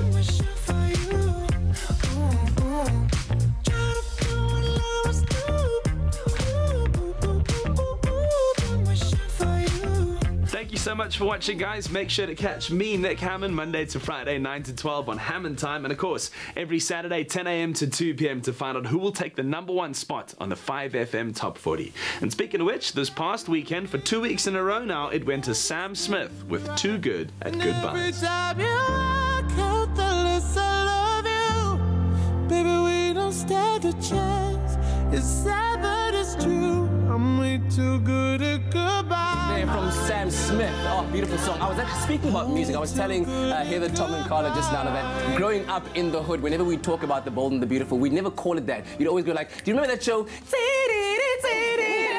Everyone knows what I'm talking about out there. But we asked our people on Facebook what their favorite memory of the bold and the beautiful is, and here's what they had said. Marceline saying here that would have loved to have met you in person. I'm sure that they're going to have a great time with our amazing Expresso family. Have a blessed day. Then Teboho saying here, good morning, team bold and the beautiful. To Heather, Jacob, and Carla, welcome to South Africa. We love you so much, the entire team of the bold. And though my favorite is Brooke Logan. Enjoy being in SA. Okay. Soroya saying, I'm getting ready to watch the bold and the beautiful right now.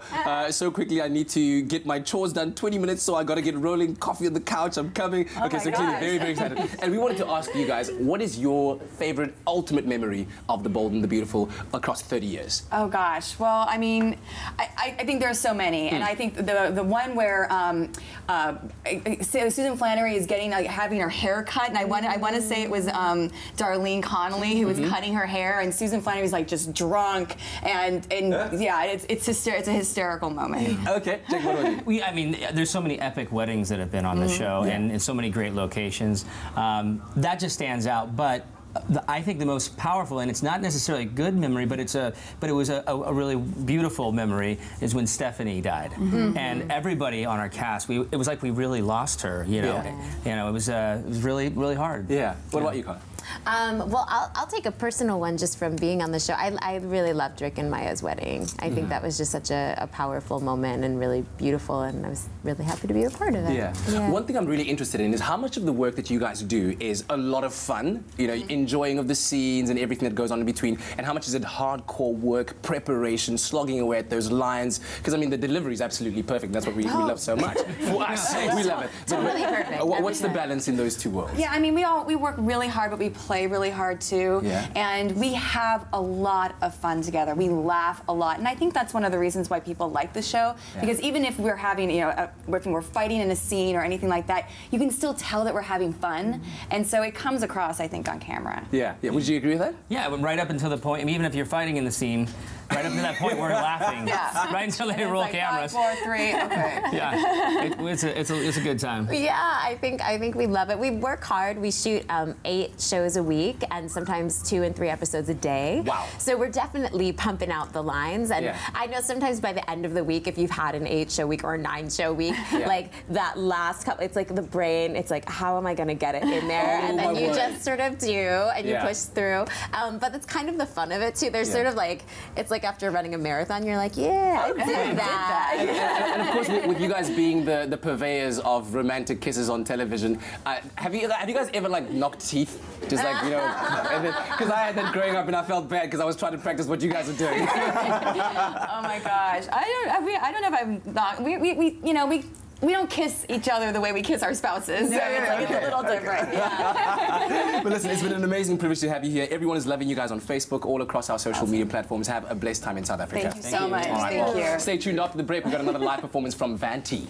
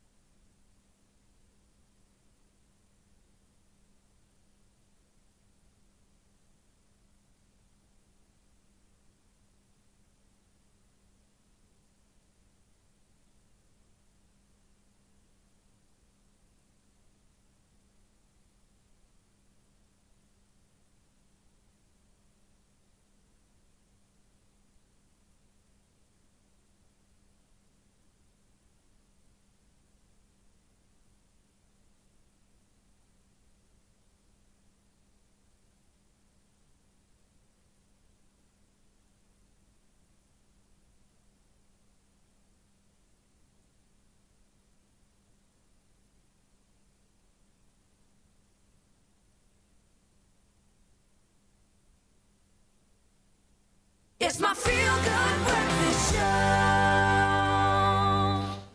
Sorry, I still got my inner Bold and the Beautiful doing its thing. Welcome back to your Feel Good Breakfast show on this Wednesday morning. On the other side of the news headlines, a live performance from Van T. So stay tuned for that. Here are those headlines. In die nasionale nuus, die 2016-2017 nasionale misdaadstatistiek toon dat moord en verswarende roofdogte se opwaartse neiging steeds toeneem. Die minister van polisie, Fikile Mbalula, het gister in die parlement bekend gemaak dat ondanks afnames in ernstige misdaad, moord met 1.8% gestyg het en verswarende roofdogte met 6.4%. Mbalula sê hoewel statistiek daarop dui dat misdaad oor die algemeen af is, geweldmisdaad 'n probleem bly. Die nasionale vergadering het eenparig die internasionale arbitrasiewetgewing aanvaar wat daarop gemik is om dit vir buitelandse beleggers makliker te maak om geskille uit die weg te ruim. Die wetgewing belei nasionale wet met internasionale arbitrasieprosedures. Geskille onder die nuwe wetgewing in die verband sal ook onder die Verenigde Nasies se kommissie vir arbitrasie in aanmerking kom. Die regering hoop die nuwe wetgewing sal die land se posisie ten opsigte van handel en beleggings verstewig. Op die internasionale front, die nuwe Oostenrykse konservatiewe leier, die 31-jarige Sebastian Kurz, sê hy gaan probeer om regering met die omstrede regse Vryheidsparty FPO saam te stel. Kurz verkies om gesprekke aan te knoop met 'n groep wat dieselfde siening as hy deel oor sleutelaangeleenthede. Die konservatiewes en die ver regse FPO het 'n veldtog gevoer vir strenger immigrasiebeheer en vinniger deportasies van asielsoekers wie se aansoeke onsuksesvol was. En dan ten slotte, Thailand maak gereed om meer as 'n jaar na sy dood afskeid te neem van hulle geliefde gewese heerser, koning Bhumibol Adulyadej. Sowat 250.000 mense sal na verwagting vandag sy swerige begrafnis in Bangkok bywoon. Wyle koning Bhumibol, ook bekend as koning Rama 9, was die 9de monarg van die huidige dinastie en het 70 jaar geregeer. Well, that was your 8 o'clock news update. Let's get a final look at what's happening in the world of sport. Here's Graham.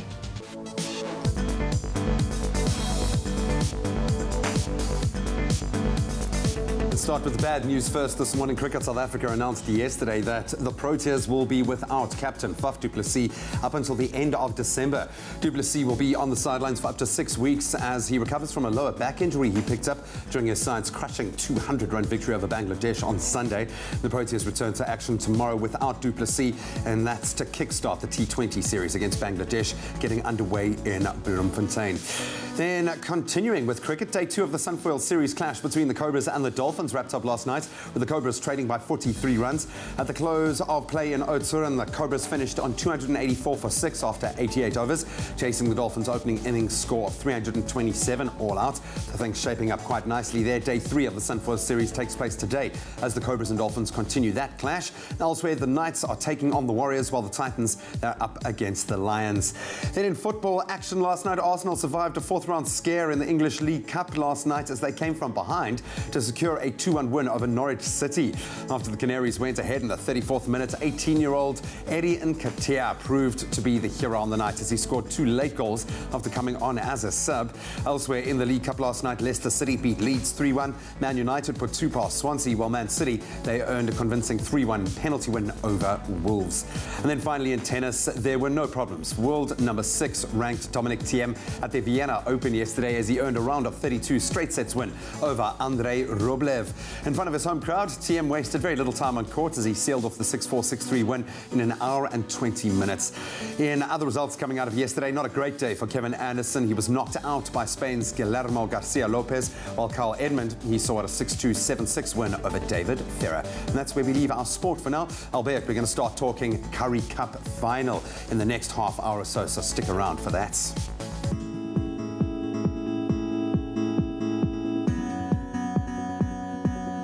Well, it's just a couple of minutes past 8 o'clock. Let's quickly get a final roundup of your weather on your Wednesday morning. And it looks like you can expect nice and warm temperatures and cloudy conditions for most parts of South Africa, with a couple of rain showers expected for certain parts as well. Cooler conditions expected down for the southwestern parts of the country, though. Ons hardloop vinnig deur vir 'n laaste keertjie. Polokwane begin op 19 en 'n maksimum van 'n warm 32.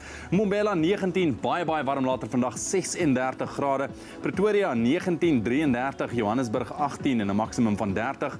Mahikeng 18 en 34 maksimum, Klerksdorp 15, 31, Kimberley 12 grade minimum en 'n warm 34, Bloemfontein 9, 33, Richards Bay op 18 minimum en 'n maksimum 31, Pietermaritzburg starting off on 15 with a maximum 32 degrees, Durban 20 and a mild 24, Mthatha 12, 25, East London 13, 22, Cradock 9 minimum with a maximum 31, Port Elizabeth 12, 21, George 10, 19, Sutherland a cool 5 degrees, staying cool with a maximum 18. Cape Town also on the cooler side of things, 11 minimum with a maximum 16 degrees and some showers expected. Worcester 5, 20, Springbok 9, 22, and Uppington starting off on 13, reaching a nice and hot maximum of 32 degrees. That's a wrap of your weather here on your Feel Good Breakfast Show for your Wednesday morning. Spend 400 Rand or more at BP, swipe your Avios card and you could win big. Make your dream holiday a reality with hashtag BP Fuel My Festive. Now it's time for some more music from Van T on your Feel Good Breakfast show. Now if you'd like to see her performing live, check her out at the Endless Days Music Festival at the Silverstrom Resort between the 3rd and the 5th. She'll be performing on the 4th of November. Right now, here she is on your Feel Good Breakfast show performing Choosing Lightly.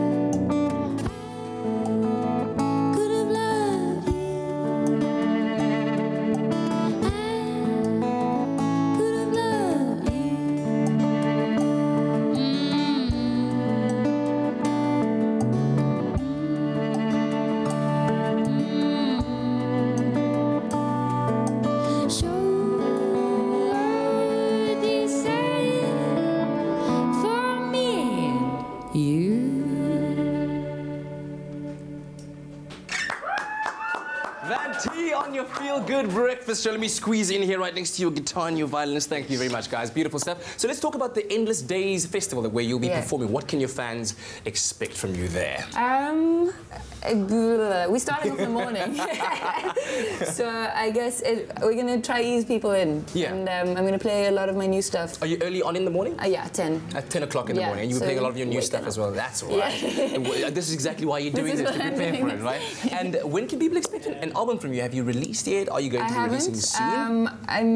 This works in the pipeline for next year, for 2018. Right. Yeah. How far are you in that process? Are you in the recording process, writing process still? So the writing's done, and the recording's pretty much done too. So. All right. We're getting there. Drop one now, drop one now. All right. And the rest of the year, what does it hold in store for you? I'm going on a coastal tour as far as well, it's still in the pipeline, but up the East Coast. Hey, these musicians, everything is always in the pipeline. We can't just make promises, you know? That's really cool. Thank you for sharing your wonderful talent with us. Where can our people follow you on social media? I'm on Instagram, on Twitter, making some strange posts. It's Chantal Van T or Van T. That's the correct answer. Thanks so much. And I hope that you enjoyed it too at home. Let us know what you thought about that performance on our Feel Good Breakfast Show's Facebook page. So from music, we head to the movies. And this week, the Expresso New Metro Movie Club has a prize for all of the superhero fans. Double tickets to see Marvel Studios' Thor Ragnarok in 4DX. Oh man, you've got to say Ragnarok. Ragnarok. Now this action-packed film not only sees the mighty Thor without his hammer, but he also finds himself in a lethal gladiatorial contest against the Hulk, his former ally.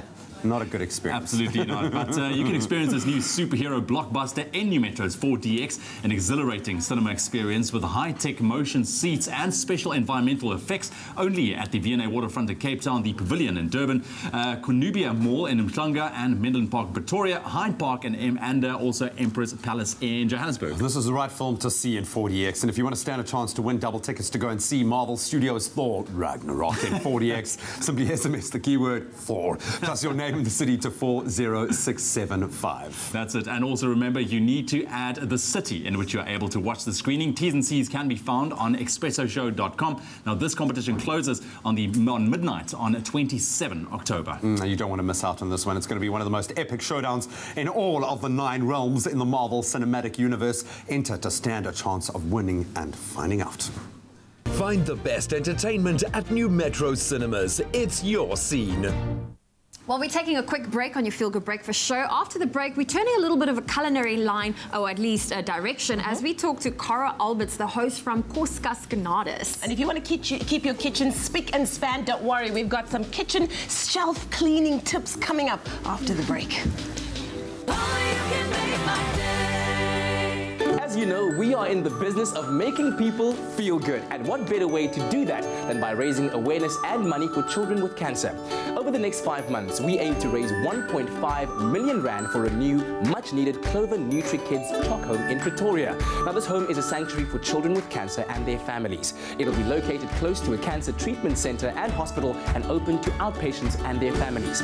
Now, you can contribute by SMSing the keyword CHOC to 33728, and you'll receive a response SMS with the banking details for you to donate.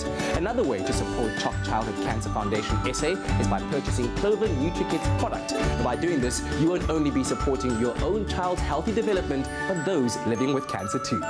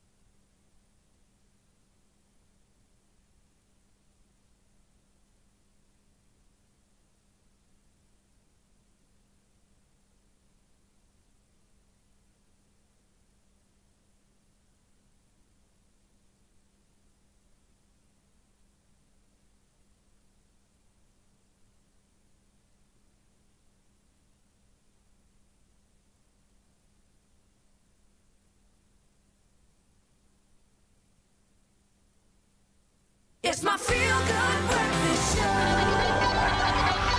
Call us on your cell phone. Culinary hotline bling. That can only mean one thing. It can only mean one thing when it's a Wednesday and you're tuned in at round about this time. It's time for the Culinary Hotline Bling. Ting, ting, ting. And it is a Wednesday, but we first welcome a very, very special guest before we go on to your viewer questions and, of course, take those calls in. Her name is Cara Alberts, and she is part of a brand new show on SABC2 called Koskas. As jy van Afrikaans het, dan rol dit baie lekker op van die tong af. Welcome to the show. Good to have you here. Dankie, is lekker om hier te wees. Nou, so vertel ons 'n bietjie van Koskas and what goes on in the show. What is it all about? So Koskas is 'n kook en DIY program. Mense noem my nou. That's a good combination, cooking and DIY. And we can do that, yeah?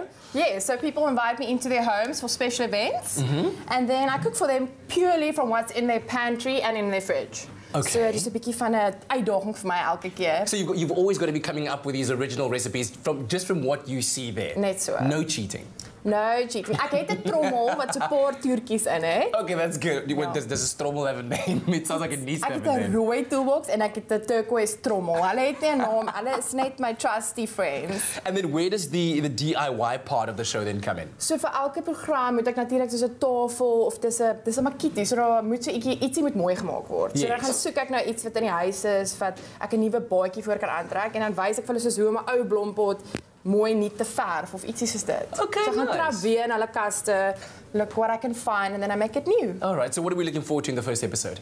The first episode, you're going to meet my family on the farm. Yeah, so I come from die Albertse. Net so, so ek het op 'n plaas groot geword in Mpumalanga. Ja? So ons gaan terug na my plaas toe, of die plaas, is dan nie my, die plaas, nie my plaas nie. Is 'n potterplaas. Ek dis potterplaas, net Boerpa. so. Hy boer, ja. Waarmee? Ons boer het mielies en skape. Wel, ons het met skape geboer op die stoel. Ons het wild. Avokado pere. Wat? En in Mpumalanga, o, daar so waar die avokado pere so groot is. Dat is net so groot. Ja. En hulle kos nie R100 een nie. Ouch. Okay, so we're going to be meeting your family, and what else in the first episode? It's a party. Okay. It's my niece's party. Mila en Clara. They're turning 3 and 1. En dan maak ek 'n wonderlike koek en ek maak malva lekkers. Marshmallows, dus mense nie weet wat malva lekkers is nie. En ek wys jou hoe om tuisgemaakte jelly sweeties te maak. Klinkt fantastisch. Dit is 'n soete ragge ervare. Koskaskernades. Alright, when exactly can people watch the show on SABC2? Hulle kan dit woensdaande om 7 uur. Dit is dan vanaand. Dit is vanaand. Vanaand se aand. Koskaskernades. Okay. Ons gaan 'n bietjie praat oor 'n paar vrae wat mense gevra het. And of course you can give us a call on 0214309881. The first question that we want to be talking about is the basic ingredients of making bread, because everybody wants to make bread right now. Not quite sure why, but it seems it's very popular right now. It's like the best thing to do. It's like free therapy. Therapy, yeah. Is it free therapy, especially when you're getting into the kneading part exactly. of it? All right, like listen. You just think of everyone you really matter. All right, listen, stay tuned. We're going to come back again with the Culinary hotline. So give us a call on 0214309881. Can I just say it once? Koskaskernades. Yes, you have to say it. It's fit for the bold and the beautiful. So now time to shine with our Mac Kitchen cleanup time. That's right. Well, spring is in full swing, and if you haven't had a chance to spring clean your kitchen, don't worry. We've got a few tips for you. It's often a case of out of sight, out of mind when it comes to kitchen surfaces. So anything above or below your eye level. All you need is MAC dishwashing liquid, a soft cloth, water and wax paper. Perhaps the most often forgotten area of the kitchen is that space between the ceiling and the top of your cupboards or shelves. And because these shelves are above eye level, it doesn't seem a priority to clean them. I'm sure there's some gross stuff lurking up there. First, use a safe ladder or sturdy step to get up there. Next, make sure there's no exposed food that dust and grime can float down and contaminate. Then, wipe off any standing dust and debris with a dry cloth. Apply a squeeze of MAC dishwashing liquid to the surface, then wipe with a damp cloth. MAC is not only for washing dishes, its high foam formula with active lemon acts as a detergent and will quickly go to work on cleaning even the dirtiest of shelves. Then, once you've done that, wipe with a clean, dry cloth. Make future cleaning even easier by lining the surface of shelves with some grease-proof paper to collect the dust. And while you're cleaning the top shelves, don't leave out the other much forgotten dirty spots, like the top of your fridge or your switches and cupboard handles. You can always rely on MAC to make everything easy. Oh, making everything easy indeed, and we're making it easy for you to win a Mac hamper every week. To enter, all you have to do is SMS the keyword MAC to 33728. Now, those SMSs are charged at R1.50. No free SMSs apply, but those T's and C's can be found on expressoshow.com. And take note that this week's giveaway will end at midnight this coming Friday. For every dish, for every occasion, MAC makes it easy for you to shine. Back again in the kitchen with the Culinary hotline bling. Sing, sing, sing. Okay, no, we got to help Karu, because Karu is a guest. Yeah, she hasn't done it before. I don't know what to so do. Every time you hear the words Culinary hotline bling, you say sing, sing, sing. But then you got to like sing, just sing. lose your energy. Like, you ready for sing, it? sing, sing. Oh, whoa. Let's try again. Culinary hotline bling. Sing, sing, sing.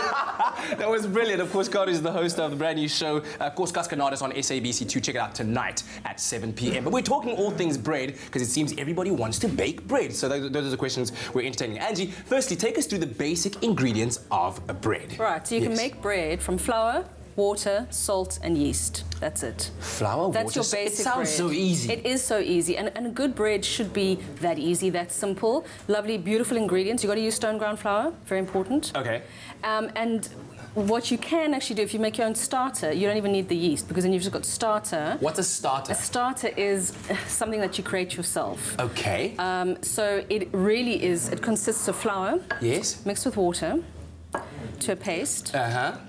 and it takes about 5 days to get it going. So mine took about 5 days to get it going. So it needs to ferment. It's got to ferment. It's that fermentation that makes the bread. Exactly. It's a natural product, natural yeasts that are on the flour. That's why you've got to use the stone ground flour, because it's unbleached. Yes. And you've got to use mineral water to get it going, because all our water is a bit too chlorinated. Okay. So it's going to kill any natural yeast. So mineral water, you mix it to a paste like this. Yes. And then you leave it covered with a wet cloth. Every day you take out half and you feed it with flour and water again. And after a few days, you'll see bubbles starting. I don't know if the camera can see it. There's some bubbles going on in there. Let's see. Well, I'll give it to camera 4. There we go. I don't know if you can see it. You know what this reminds me of? There's something that we call in Setswana kabeho, right? Which is kabeho, which is a fermented substance as well that you use when you're making sour porridge. And you know, you go to most households in the location, they'll have that in the fridge, just kind of like always on standby to make the sour porridge. And this is exactly that. You keep it, once it's fermented and it's got the bubbles, then you've got to keep feeding it. I feed mine about once a week. And they get like hundreds of years old. We had one in the restaurant, because I was chef, and we called it Queen Wilhelmina. And we would feed Queen Wilhelmina every day. Does it get better every time you feed it? It doesn't really. It just keeps going. Sometimes it gets a bit strong. Like it actually starts smelling quite strong. What I do is I've got one that I keep as my backup, just in case the one that I'm using dies, because it can die, because it's a live product. But I keep it in the fridge. I want to ask an interesting question then to our viewers at home. Okay, maybe you've made a starter at home. How old is the oldest starter out there in South Africa? If you've ever made starter for bread or whatever it is, I want, like, maybe on Facebook right now, tell us how old your starter is. It could be like 80 years old or 100 Very years old. interesting to know. Or something like that. It could. Yeah, we got a call on the line right now. Rosny joining us from Durban. Good morning, Rosny.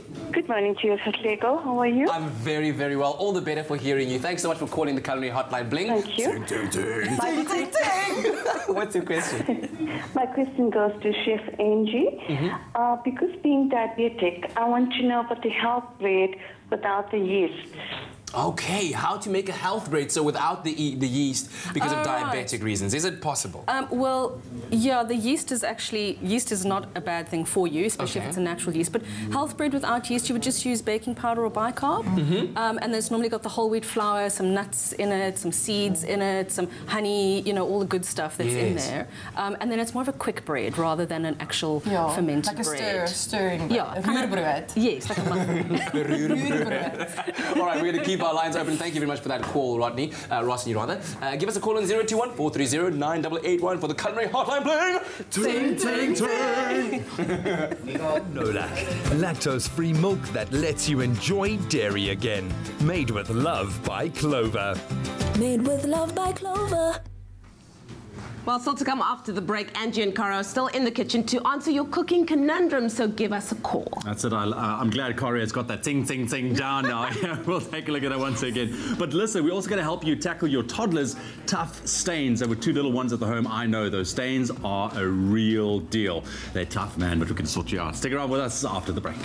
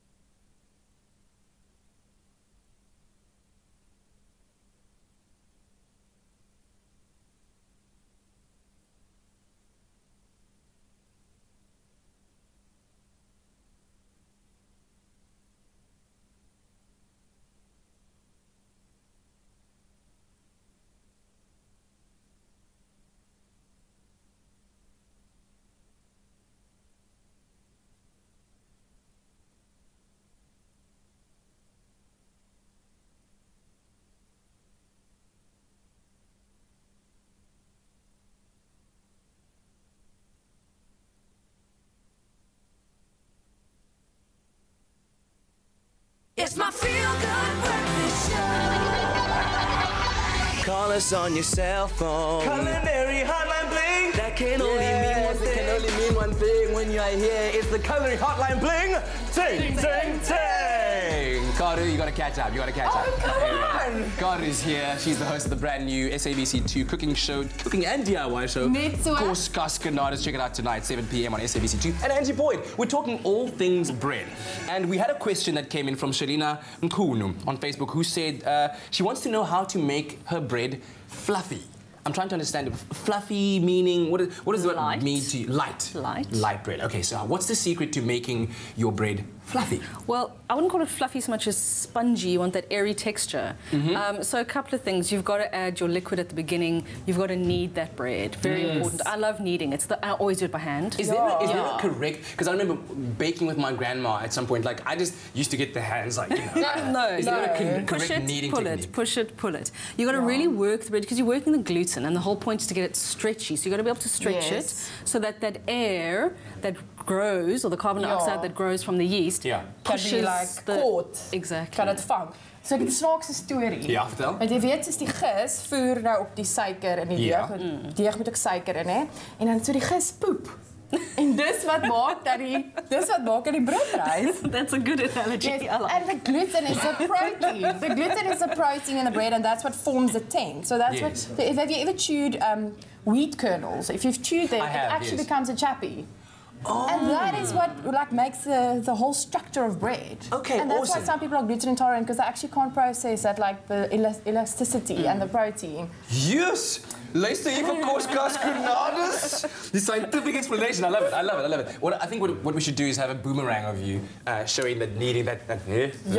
We'll do it afterwards. All right. And then a question that came in was, we always hear about this term artisanal bread, right? What's the thing about artisanal bread? What is it, and why does it always cost more than regular bread? You have to paint while you're baking it. You got to paint while you're doing it. No, on a serious note, though. Expensive ingredients. You got to use proper stuff. So you've got your stone ground flour. It costs more.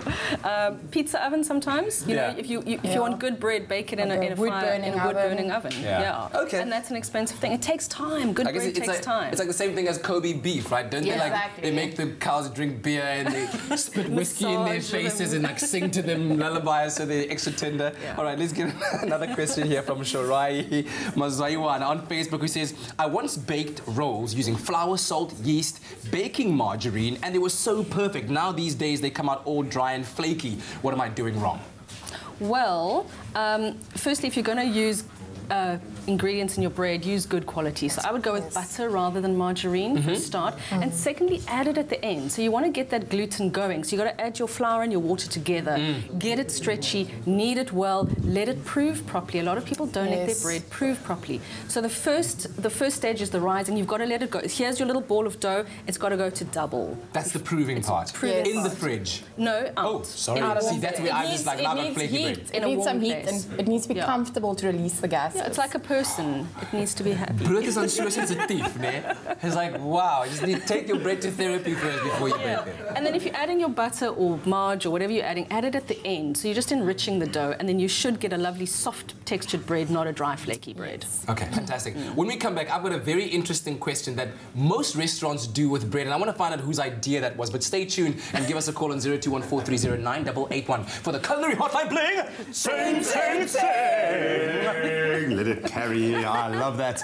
So now I'm learning now. Life with a baby, especially a toddler, I think, can get very messy, to say the least. While toddlers are learning and growing, they're bound to be playing in mud, spoil food, get it all over themselves, get themselves as dirty as possible, leaving a lot of unwanted stains on their clothes. Well, the good news is that with developing technology in both washing machines and detergents, tough stains are now easy to fight away. Bosch offers German engineering and a wide range of wash cycles in their Series 6 washing machine to cope with any wash load, including our little one's clothes. Toddlers are messy at the best of times, from playing in the dirt to getting food all over them. But not to fear, because Omo and Bosch are here to lighten the load. Nicole, we know that toddlers can go through sets of clothes just in one day. What advice would you give when it comes to toddlers' clothes? I am a mum myself, and I know how important it is to keep our toddlers' clothes clean and hygienic.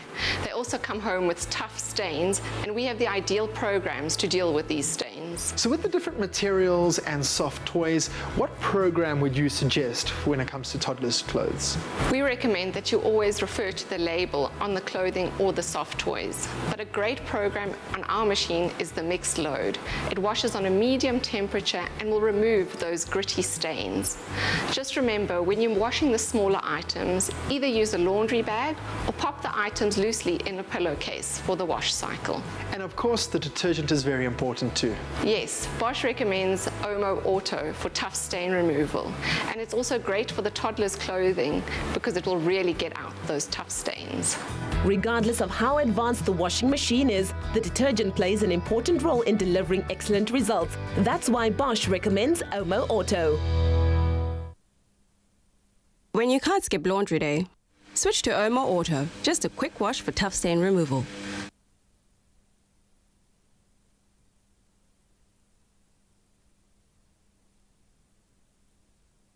Call on 0214309881. The question I wanted to ask that all restaurants seem to do, this whole bread with olive oil and balsamic vinegar thing, whose idea was that, and did they think it was delicious? Well, I think it's delicious. Okay. I do too. I love Maybe it. I'm doing it wrong, but whose idea was that? I don't know. It's Italians with South Africans? Italians have it with olive oil. I don't know. Some South African decided that balsamic and olive oil went really well with bread. I think they're right. I like it. Are you supposed to put the balsamic and the olive oil in the plate and then dip it, or pour it onto the bread? No, dip it. Okay, cool. I'll start doing that. Maybe I'll find it delicious. Let's quickly go on to, now that we've learned the basics of the ingredients and all those good things, I want Carter to show us how she makes her special roosterkoek recipe. Because are you going to be sharing that with us on the show as well? Ja, ek maak rus. Maar wys vir ons nou hierso. Okay, fantasties. So hierso is meel, goeie kwaliteit meel. Tog nie. En dan het ek 'n lekker koud gerasper botter hierso. See, now all things that are baking always require ingredients to be at room temperature, but now here you are using cold butter. Ja, want weet jy wat? Butter, why things are flaking, why baked products are flaky, is because, or like airy and delicious, is because the butter actually steams. So in puff pastry, the reason that like puff pastry goes like that, it's called laminating. It's because the butter steams. Jy is so fancy. Dit moet koue wonder wees om dit stoop. In elk geval, dan gaan ek suiker en sout, want die brood het suiker en sout nodig om te voer, die gis. Een ander tip wat ek vir julle kan gee is, sout maak gis dood as dit direk aan die gis vat. So moet nooit dat jou gis en jou sout wil nie langs mekaar sit nie. Daar moet een persoon tussen hulle sit. Okay. Ja, so sit dit maar net by. Ja? En dan water. Baie mense maak die fout om te warm water by hulle brood te sit, dan maak hulle eintlik die gis dood. Wow. So as jy 'n baie lang tyd het vir jou brood om te ry, sal ek eintlik koue water bysit. As jy soos 'n dag het, maar as jy nou net so ure het, sal ek 'n lou water, 'n lou tepid water. So sit nou maar net, kyk nou maar, jy moet dit eyeball. Soos jy dit is regtig so eyeball. Werk daarmee. Ja, want ja. And while you do that quickly, can we, because you're going to be working on that for a while before we actually I need to work get to the roading part. We got a question on the line. And do I have the call on the line right now? All right. Hello. Good morning. Good morning. Who am I speaking to? It's Maria. From Johannesburg. Thank you so much for the call. What's your question? That's right. Yogurt cultures. Yogurt cultures. I was given a plant, what was called a plant, quite a long time ago, but I let it die. It's also something like the yeast. Yes. It's a culture. So how can we get a culture growing like the yeast? Yes. Like the bread yeast. Yes, I love that question. Is there a way, and how do I come up, how do I get one? Yeah. Because I killed mine. All right, I always feel like as South Africans, cultural understanding is our best secret to building our rainbow nation, so thank you so much for that question. How do you get yogurt cultures? Yes, and another thing quickly, the bread and the olive oil is very Latin. It's a lot of Greeks and Italians and Spaniards. Okay. That's where they came from. Thank you so much, Rosie. Okie dokie. Okay. Well, yogurt cultures are commercially prepared, but if you want to start your own, buy some yogurt, a really good quality with the probiotic cultures in it, and then you basically just make your own. So you get some milk, you warm it up, take it off. When it's a little bit tepid, you add that yogurt, and then you let it stand overnight. So you just add like 2 tablespoons of yogurt. Very little. And then you can make your own yogurt that easily. And then you've got to keep it going, though. Yes. Ladies, I think we do have one more segment to go where we're going to find out how to use that starter properly. And in the meantime, listen, comment on our Facebook page and let us know, how old is the oldest starter that you know about? How old is Queen? Queen was? Queen Wilhelmina. I think she was like 50 years old. 50 years old. All right, we'll be back again with the culinary. Oh no, this is the last one. No more culinary hotline bling. It's been so nice having you, Carl. Check her out 7 p.m. tonight on SABC2. We'll end off with that today. Fantastic. Perfect. Clover Nolac. Lactose-free milk that lets you enjoy dairy again. Made with love by Clover. Made with love by Clover.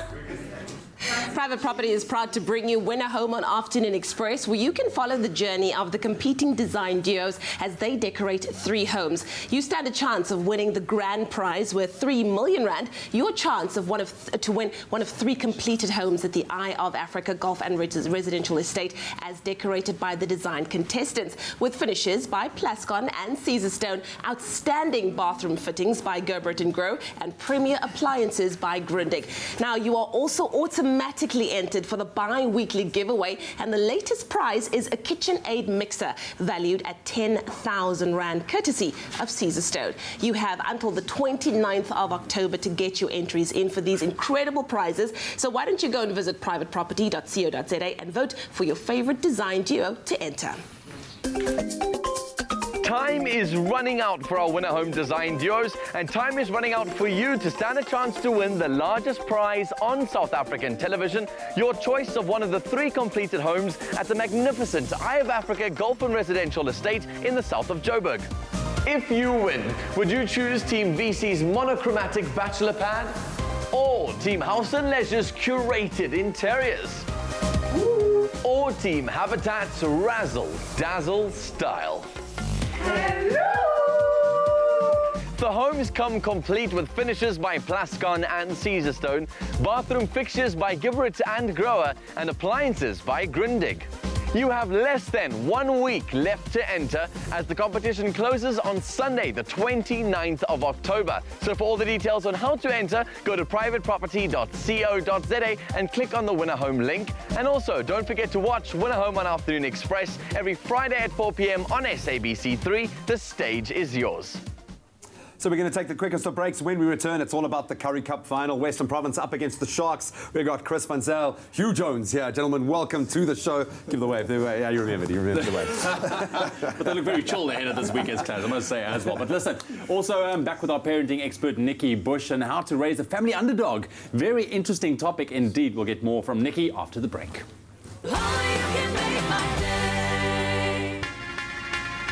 Whether you're into the majesty of a mountain range or prefer endless sand dunes, make your dream holiday a reality with hashtag BP Fuel My Festive. BP is giving away 21 dream holidays every week from 2 October until 15 December. Simply visit a BP fuel station, spend 400 Rand or more and swipe your Avios card to enter. Get your Avios card for free at BP and enjoy a travel adventure with hashtag BP Fuel My Festive.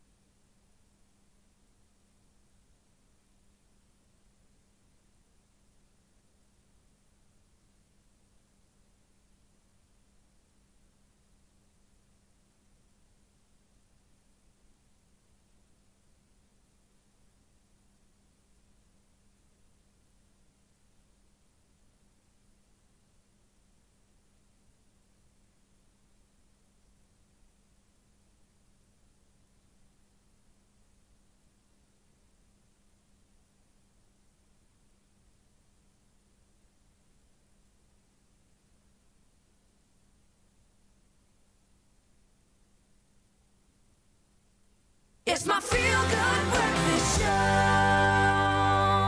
Welcome back. You're live with Expresso. After 2 months of very hard-hitting rugby, a new Currie Cup champion will be crowned this Saturday as the Sharks and Western Province clash in the tournament's final in Durban ahead of their epic showdown. Chris Van Zyl and Hugh Jones from Province are with us this morning to chat about the quest to record a record extending 34th Currie Cup title, which you guys didn't even know. So you could be breaking another record here, guys. Chris, Hugh, welcome to it. You look super relaxed at this stage of the campaign, and I suppose it's all about keeping that head nice and clear. The processes are there, but I have to ask you to take a step back. Chris, how tough was that semi-final? It looked grueling, man. Yeah, Graham, I think it was a build-up of, 2 weeks. We had a tough one before that in Durban, and then which was a must-win, and then we had another one again at Newlands. But, semi-final, got to win it, so we put it all in, and it was grueling, but we're glad we came through it.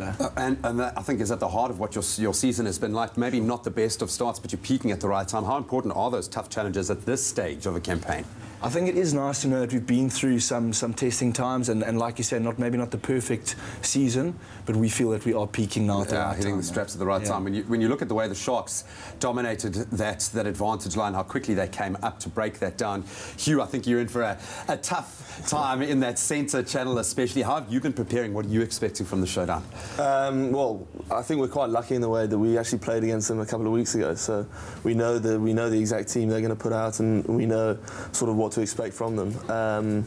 Yeah, they will come hard in that centre channel, so I've just got to sort of physically prepare as well. But I think he's a nice guy. That was his version of smack talk. Yeah. we know what you're going to do, man. We know what you're going to do. Hugh, this is going to carry an extra emotional kind of quotient for you. I don't want to make you cry, dude, but it's coming, man. It's coming. A brave new future. You're going to be jetting off. How soon are you heading off back to Scotland, man? Next week. I'm not sure the exact day yet, but yeah, this will be my last game in a Province jersey, and then off to Scotland next week. Yeah. It's got to be probably one of the coolest moments in your, and already an unbelievable rugby career, but Currie Cup final, there's something very special about that. As a leader in this team, how do you prepare the team for this? What mindset are you hoping to achieve going into this? What's going to be a titanic battle, man? Yeah, Graham, I think our big focus this week is just, remain process-driven, so we focus on what we've done up to now. There's nothing, although it is a very special occasion, we want to try and make sure that the guys stay calm and stay focused on what we've done up to now, because it's obviously worked, and, also to enjoy the moment, because like you said, it's very special and you really want to enjoy that. And you want to be able to savor those moments, but you've got to focus on what's right in front of you. The big boys in that Shark outfit, they starved the Bulls of ball. As a forwards unit, how are you preparing for that? What do you expect your role individually and as a forward pack to be? I think, like you said, they've got great first phase platforms that they launch from. Their line-out and scrums are great. So, for us as forwards, our responsibility is to make sure we get those things right, and from there we can hopefully get into our flow and make things happen. Hugh, very quickly, what's been the best part about your time here in Province, in the Cape? I'd like to say the weather. That tan's going to go away. It's going to be the biggest difference. Yeah, I think just playing for Province and my teammates as well. Yeah, they're going to miss you, dude. I can see Chris has a tear in his eye. So, I noticed on Twitter you were ragging him about his television debut, his acting skills. So we've had the Bold and the Beautiful in studio today. Sure. So I'm going to put those acting skills to the test. And Hugh, just because you're a brother and a housemate, you're going to do this with him. We're going to play the dramatic music. You guys, they call it the Who Farted look in the soap opera world. You've got to turn to camera and you've got to give them that look like you're looking at your worst enemy. So that is your camera. All right, and this is going straight out to you, the Sharks. All right, so be scared, be very afraid. Gentlemen, on the count of 3, 2, 1.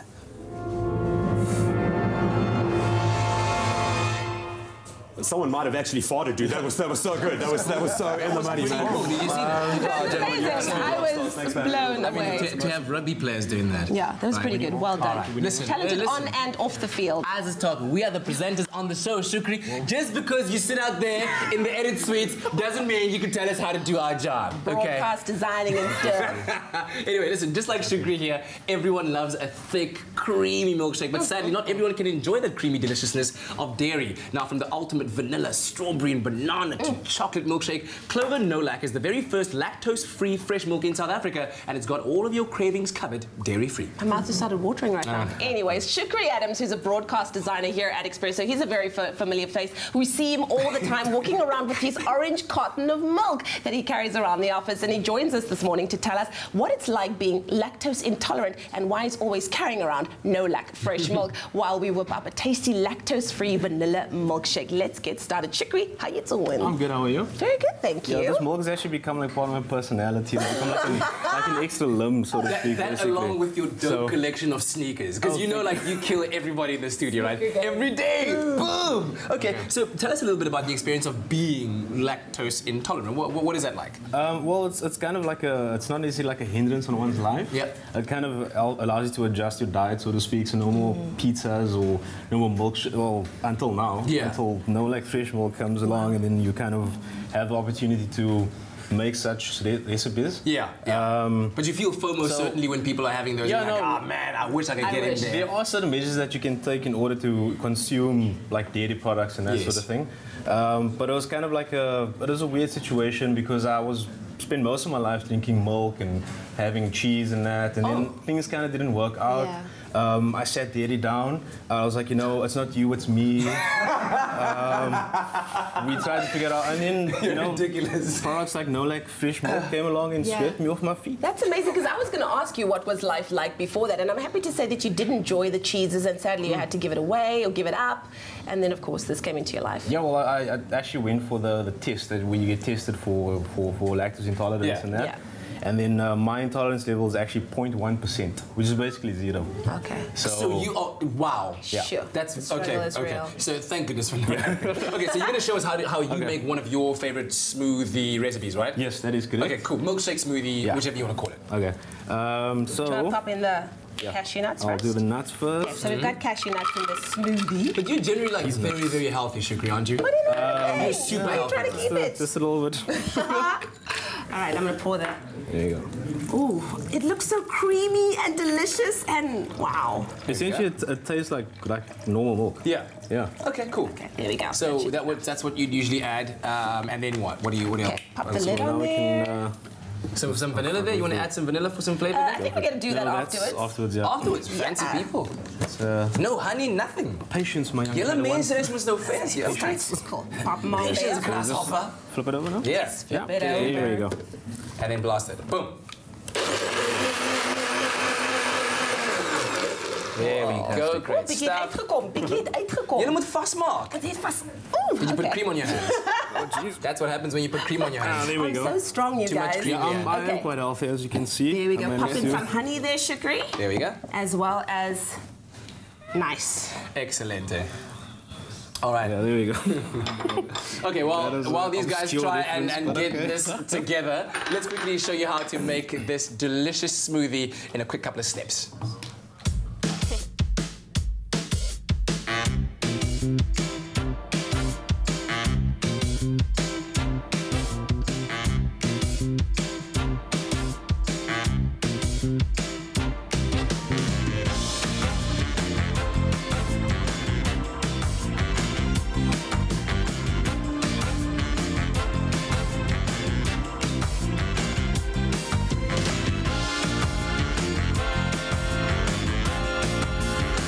To create the milkshake, combine the cashew nut pieces and Clover No Lac milk in a blender until smooth.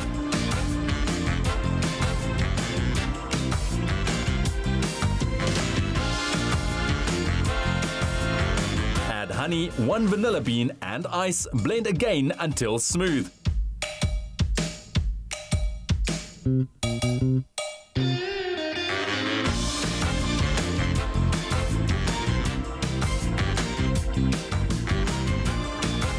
Top of your milkshake with coconut shavings and honeycomb. For the full recipe, visit the Expresso Morning Show Facebook page or log on to expressoshow.com.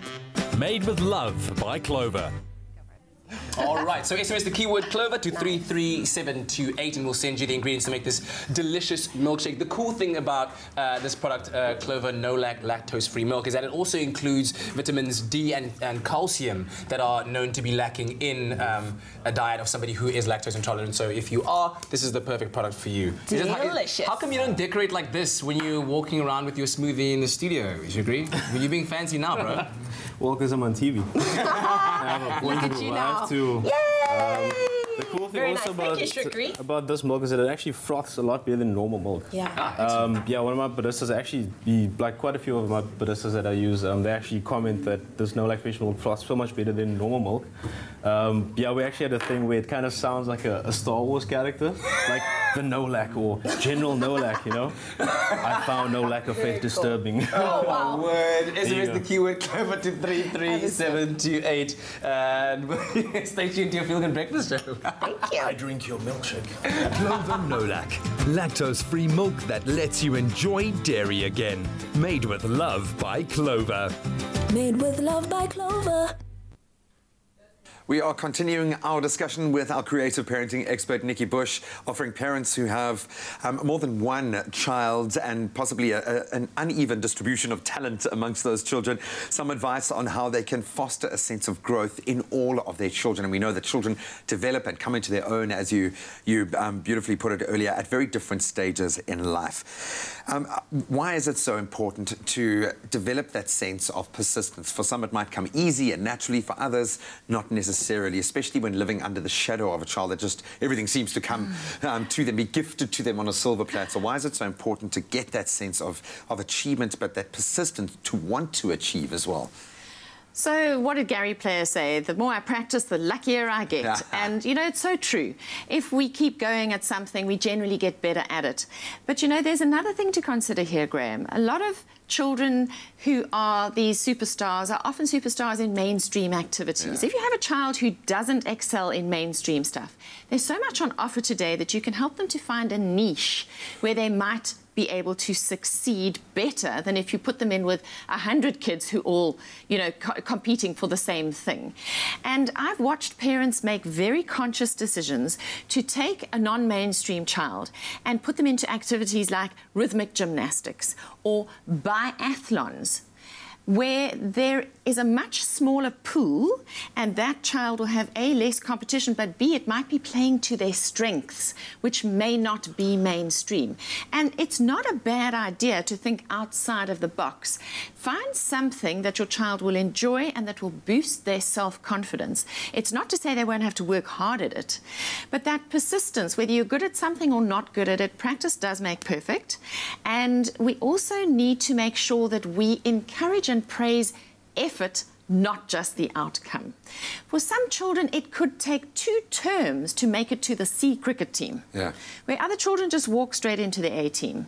So we've got to encourage, like at the dinner table at night time, we have a family celebration plate, and that is eaten off by the person whom we are celebrating. And it might not be because you made the A team. It might be because of your persistence in pushing on and pushing through all the obstacles. Even if you make the C team, that is still for that child an achievement. But we are celebrating that persistence, the fact that you kept going regardless of those obstacles. There is a natural part of me, a part that has been developed through my own growth path society that is finding it very difficult to break free of that kind of image that we all have of what is successful, what is cool, what is awesome for a child. And it's very difficult as grown-ups to not judge. How do we avoid comparing our children? How do we break free of that as parents? It's quite difficult, especially when you have one superstar sibling, to not put that sibling on a pedestal.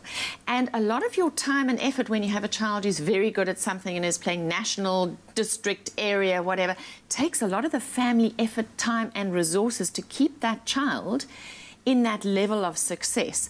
And while we're doing that, we're dragging the other children along with us, and we need to make sure that we fill their emotional cups, that we still play with them, that we still give them all the nurturing and the stroke and the attention that they need.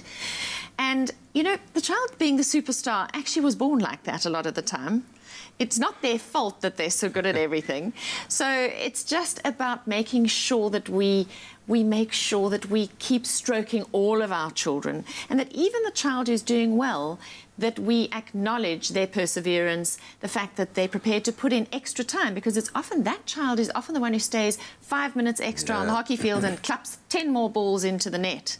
And that's it's doing what a different makes sport, them good. you know, 5-6 days of the week. And, So, you know, yeah, acknowledging the who, acknowledging the character traits that go to contribute to success, and also remembering that most of us were late bloomers. Yeah. And that's also okay. Oh, it really is okay. I know we are all trying to navigate these tricky waters, but I think it starts within yourself. Don't be as judgmental and start fostering that love of achievement, and look at your child as an individual, not compared to your other children, and you will discover amazing things about them and, I suppose, about yourself. Awesome, awesome, awesome. Thanks. Next. Yeah, man, once again, you need to realize that your children are different and they need to look at their individual needs for a successful outcome. But your children all love Batman. Come on! This is true. Wow. Okay, well, listen, we're going to take a quick break. Don't go anywhere. We'll see you now.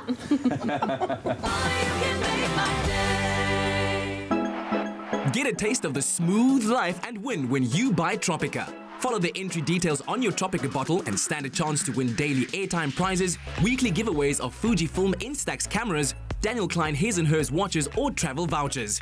You could also win the grand prize of a trip for 2 to the Maldives and stay at the luxurious Adoran Resorts. Visit tropica.co.za for info and T's and C's.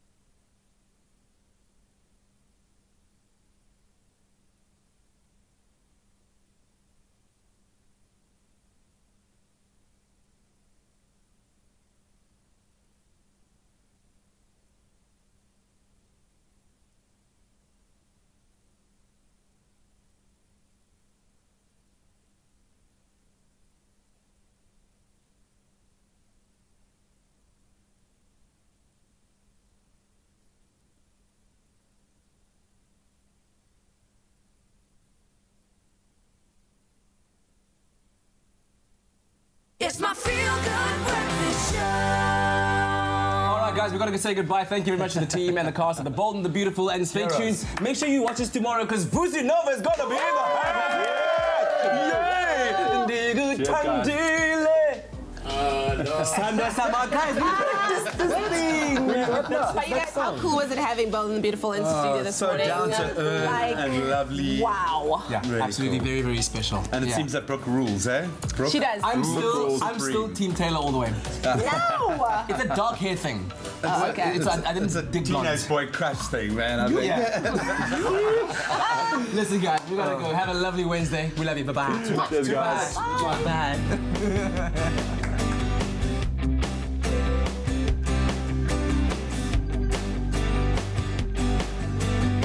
Expresso Morning Show, made with love by Clover. Another feel-good production.